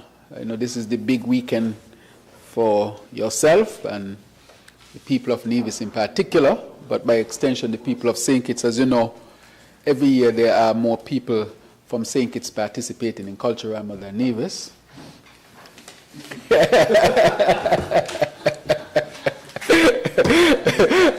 I see the minister there. But just to say that, you know, for us as Kittitians, you know, Culturama is part of what we partake in. And so I want to wish all of us happy Culturama, those who will be traveling over to Nevis, to do so safely and to enjoy themselves. With that, Madam Deputy Speaker, may it please you, and happy Culturama to you as well. I also want to touch on one other matter, that this is Emancipation Weekend. Emancipation, as we know, is the 1st of August, but we celebrate it the first Monday in August. And in St. Kitts and Nevis, it is when Culturama is really celebrated. It is fitting that Culturama is done around Emancipation Day. It was a time of celebration. It was something to celebrate. But in our celebrations, we should also endeavor to remember why we have such a day, the Emancipation Day. So on Emancipation Day, as recognized, we celebrate Culturama as well. And so we'll have the son of Marcus Garvey, who will be here in St. Kitts and Nevis. I think it's on the 6th. And so it's fitting to have someone of his caliber. As you know, his father, the most honorable Marcus Mosiah Garvey, a Jamaican and a national hero, was one who fought for the true liberation and emancipation in all forms of our people here, black people in particular, in the Western Hemisphere. And so that event is really to bring as much attention as possible to the whole issue of emancipation and liberation of us as a people. And lastly, the 3rd anniversary of the St. Kitts Nevis Labour Party administration. This is the 3rd year that we're here. Time flies. But I would like to thank all the supporters of our party and those who voted to put this administration in to conduct the affairs of St. Kitts and Nevis. I want to thank all of my cabinet members, all of my colleagues who have supported. And there are a number of activities that are lined up for us to celebrate. Church service on Sunday in constituency number 2, New Testament, yes, at 9 a.m. So we always celebrate with church service. And then we have Chill and Grill at our new headquarters at 4 p.m. So we are celebrating on Sunday as well. So we are putting God first and at the same time having a grand celebration. And I know some of us will then journey over to Nevis to continue the celebration. But with that, Madam Deputy Speaker, may it please you. Thank you, Honourable Member for St. Christopher 8. I recognize the Honourable Senator Joel Clark.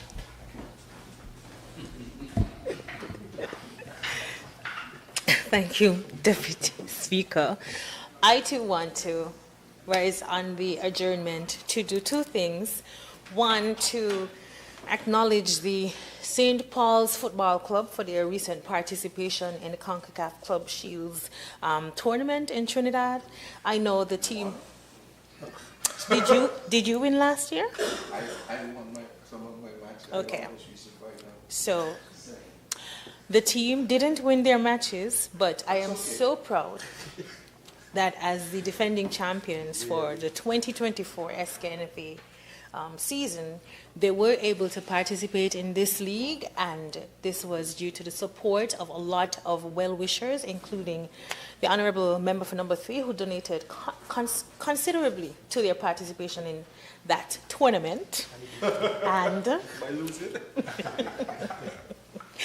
and we want to thank the persons in the community who really supported the team, the members to participate, and we know that next year we'll have another opportunity to try again to win our matches at this club leagues, because we'll at this league, because we will be coming out as the 2025 SK NFA champions. That's one thing. Secondly, I too want to register here on the adjournment the passing of our 3rd anniversary as an administration. I think that it is something that we should celebrate and really welcome. The St. Kitts Nevis Labour Party serves for the people of St. Kitts and Nevis. It is our philosophy to do for the good that we can do for the greatest number of people, and with the legislation that have been passed here in this honorable house, there is a clear commitment that we're here for people, for country, and of course for the planet. Thank you, Madam Deputy Speaker. Thank you, Honorable Senator Clark. I recognize the Honorable Member for Nevis 11. I'll give you a chance to talk. You won't get the mic on. Thank you very much, Madam Deputy Speaker. I rise at this point, Madam Deputy Speaker, just to speak on the adjournment and to remind us all in this Honorable House that tomorrow, the 1st of August, marks 55 years since the Christina disaster, which occurred in 1970.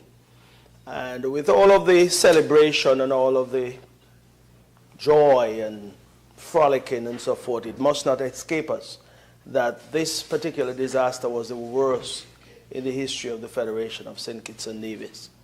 And so tomorrow at 9 a.m., as we have done in Nevis over the last 55 years, we will be recognizing those who would have lost their lives in that disaster. I will also say that that disaster would have brought about some significant changes in the Federation of St. Kitts and Nevis in many areas. Of course, in marine laws and the way that we operate in the Federation of St. Kitts and Nevis, but also many families are still affected and impacted by that disaster, even up until today. Persons who would show up annually still speak about that loss in terms of what it means to their family, or what it would have meant then and even now to their family. And also we, from our standpoint, who are now looking back, can always look at the talent and the persons who would have been lost and what they may have been able to contribute to the development of this island, or this federation, sorry, if they were still alive today. And so we cannot let that escape us, and we must always remember the 1st of August. And it is always during that festive time, yes, and it can escape so many persons. But I just brought that up so that we can all be reminded and keep that date, keep this day as it approaches tomorrow as one that is near and dear to all of us. Culturama, yes, it has been spoken about, and I also want to invite as many persons as possible over to Nevis to celebrate with us there during this festive time. More particularly, I want to invite persons on the 4th of August to come to Herbert Beach for the Herbert's Beach Affair. It is something that I've been spearheading for the last, 20 plus years. It is, when I say near and dear to me, it is one that I feel is important to the overall impact of Culturama. Without Herbert Beach, Culturama can never be what it is, or what it has been in the past. And the minister responsible might certainly differ.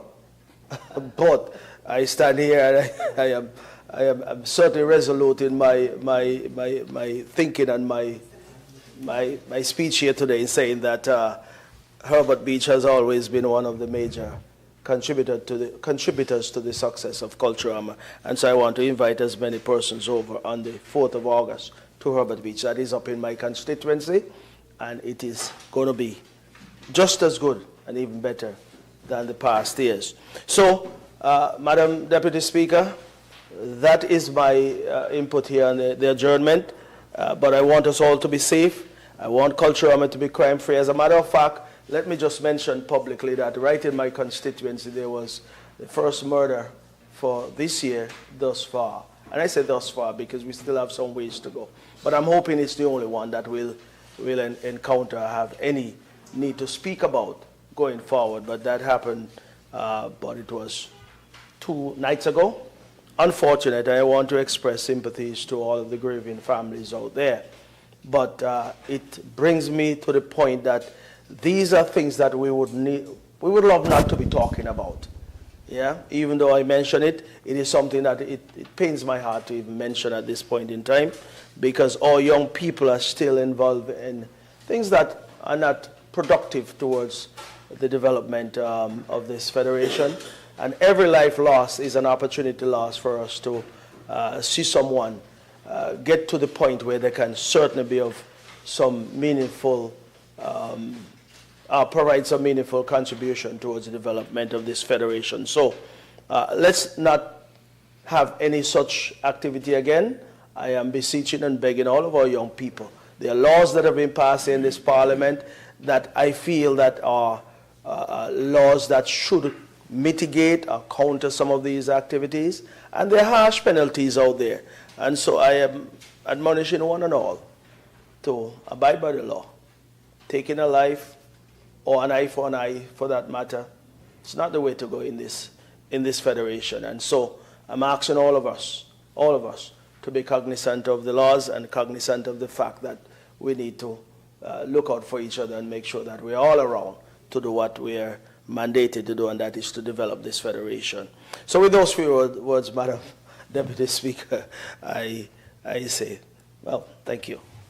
Thank you, Honourable Member for Nevis 11. I recognize the Honourable Member for Nevis 10. Thank you, Madam Deputy Speaker, and I rise on the adjournment as well, just to invite persons in both St. Kitts and Nevis to come and celebrate with us as we celebrate the 51st anniversary of the Caribbean's greatest summer lime, Culturama.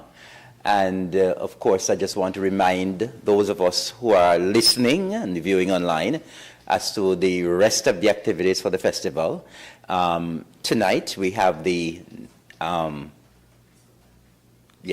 tonight we have the National Bank Soca Monarch competition. We have quite a few persons from St. Kitts who are taking part in that competition, and I know St. Kittitians will be coming over in their numbers. On Friday, tomorrow, we have the TDC Senior Calypso competition at the NEDAX Cultural Complex. On Saturday, we have the Food Fair, which I know Kittitians come over in their boatloads. That will be taking place at the Malcolm Gishad Recreational Park. And of course, we expect to see thousands of Kittitians converge on Nevis. There is no Culturama without Kittitians. We know that for sure. The member for Nevis 8 spoke about the participation of Kittitians, and we are aware of that because 3 of the crowns so far have already come to St. Kitts, right? 3 of the crowns have already come to St. Kitts for the competition so far. And then on Saturday night, there's a 5-in-1. On Sunday, we have the Bank of Nevis Miss Culture Queen Pageant. Then on Monday is a big day. Monday is Juve. And I know a lot of the federal ministers normally come over for Juve. I'm inviting you all to come over and be a part of the long jam. It's a great exercise for you. Just don't come and remain in Charlestown. Come up and be a part of the long jam. It's a historic jam, so come and be a part of the long jam. And then of course, I think it's Banner Jam.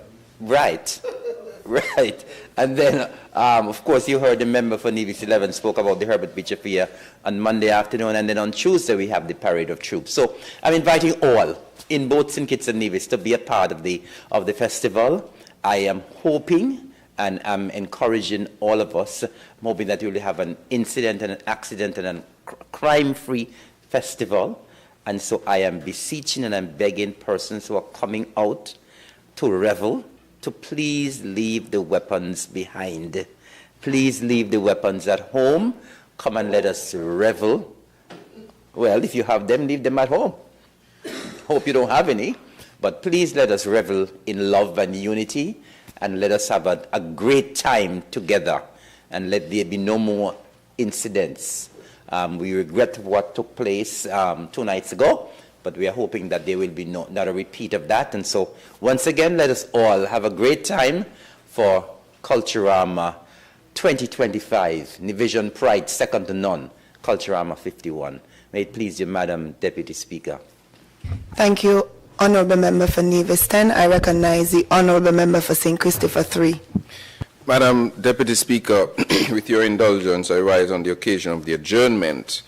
Firstly, to extend profound sympathies to the family of Nathaniel Primus, who was a young lad, about the age of 18 or thereabout, in the Lagreet community in my constituency, who lost his life some time ago due to an illness, as I am made aware, and want to extend to the family and the entire community, because that's a very close-knit community, our heartfelt sympathies. Some persons may know his mother. She does the ice cream iQueen truck, and so we want to extend to the entire family. Also, unfortunately as well, we would have lost a 2-year-old, and I want to extend sympathies to the family of Kimoy Fleming and Jalen Warner on what must be an awful experience right now, and I could never imagine what pain they would be going through at this time. So my heart pours out to them and the entire Trafalgar family and the village community on a whole on the very, very sad passing of the young lad. I also want to extend condolences and sympathies to my own family. I lost my aunt on Saturday, which is Ruth Williams, who is the sister of my father. Her husband from Nevis, Sydney Williams. She died in St. Croix on Saturday afternoon, and I want to extend to my entire family here at home and abroad on the passing of our dear Auntie Ruth. Of course, she was a critical part of our family. The first vacation I would have had is in outside of St. Kitts would have been right there with Auntie Ruth in St. Croix. And so we will miss her dearly, and I extend my heartfelt best wishes to my family as we go through this time, in particular her children, her 3 sons, Austin, Marcus, and Michael, and as I mentioned, her husband, Sydney, and her remaining sisters and brothers and the extended family. On better news, of course, the Icon Roots and Culture Summer Camp is in full swing. They're having an extraordinary time in learning all sorts of cultural things, whether it is making sugar cake or baking, or doing masquerading, drumming, sewing, crocheting, that's what you say, crocheting,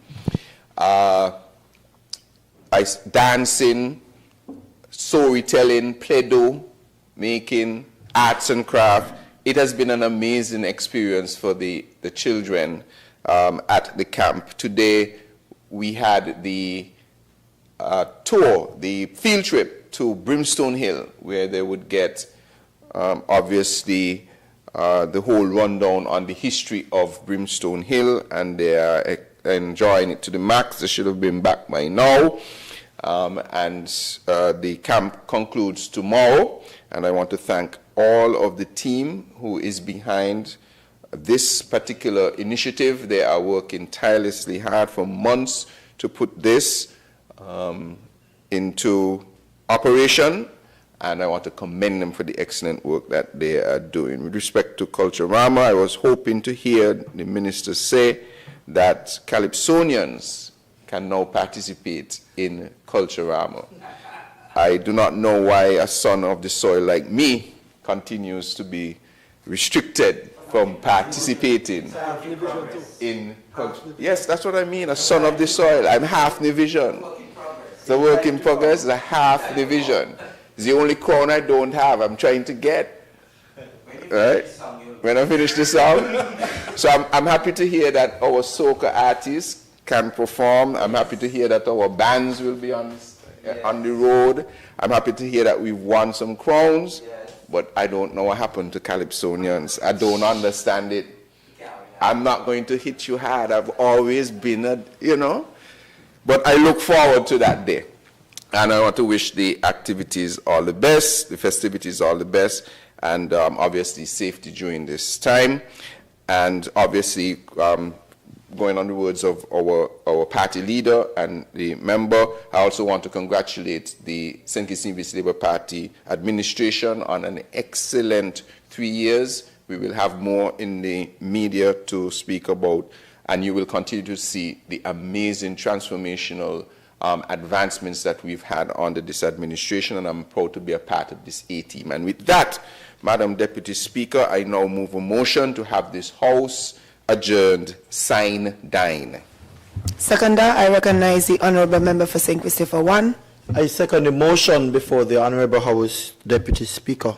Thank you. The question is that this Honourable House stands adjourned, sine die. Those in favour? Aye. Those against? The ayes have it. This Honourable House stands adjourned.